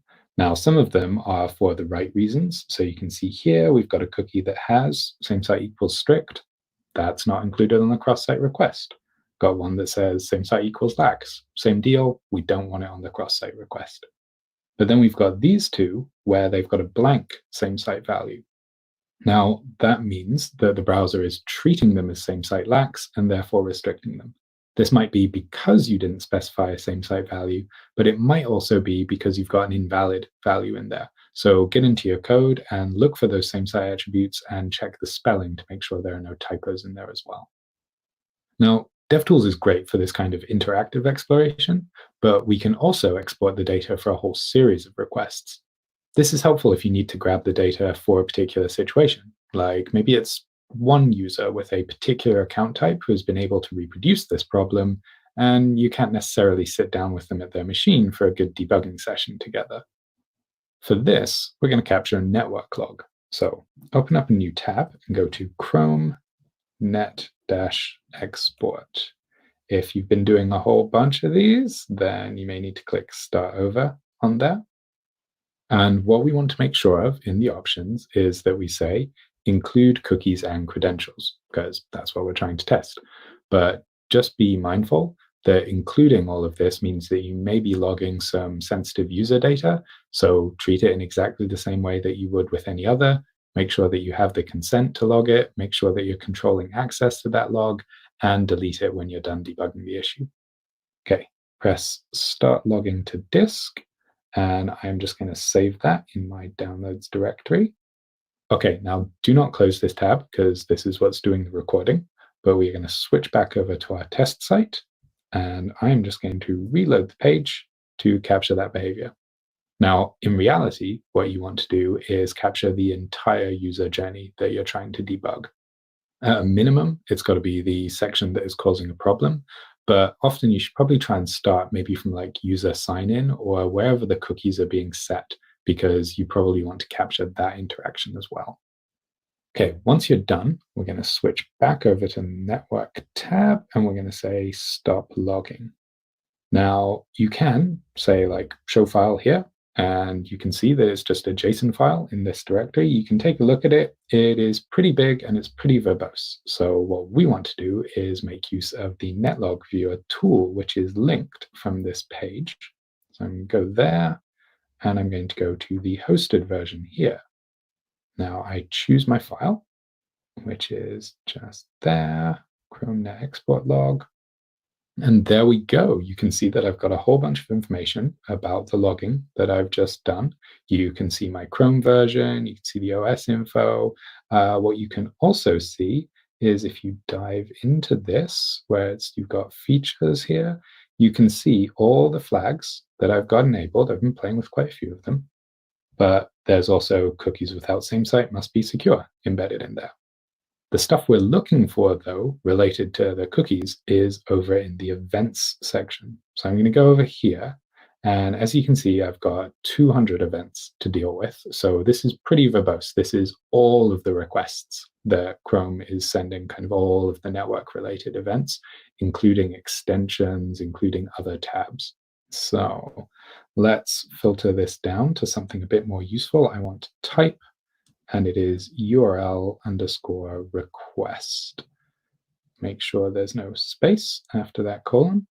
And there you go. That's a bit more manageable. You can see that there's a bunch of other things going on in there, but I can see my same site sandbox requests. These are the ones that I'm interested in. Let's find that cookies.json one. And inside of here, it's this string that I'm interested in, cookie inclusion status. Now, what that's telling me is basically why a cookie was or wasn't included in the request. And if I look through there, you can see each of the different ones. So I've got, let's see, what have we got in here? Cookie inclusion status is exclude, because that same site strict, that's one of the ones that we wanted excluded. We've got one up here, that's CK03, that is excluded because same site was unspecified, so it was treated as lags. The search over here lets you do quite a bit. So if I want to find where a particular cookie is set, for example, let's say CK02, I can actually just search for that header value. So set cookie and CK02, there it is. And then if I just Control F in here as well for set cookie, there you go. You can see all of the response cookies. And if I look at that, that's my CK02 one, same site none, that's missing a secure attribute on there. And that's it. So now you know how to debug your cookie issues. And when you find them, you've got the recipe to put them right. Remember, it's all about being explicit on where you want that cookie sent. We've got more on this theme. You can watch Age's video talking you through some of the other resources you can isolate with Coop and Coop. And you can also come back to see me and Maud have more header-related fun. So thanks for watching.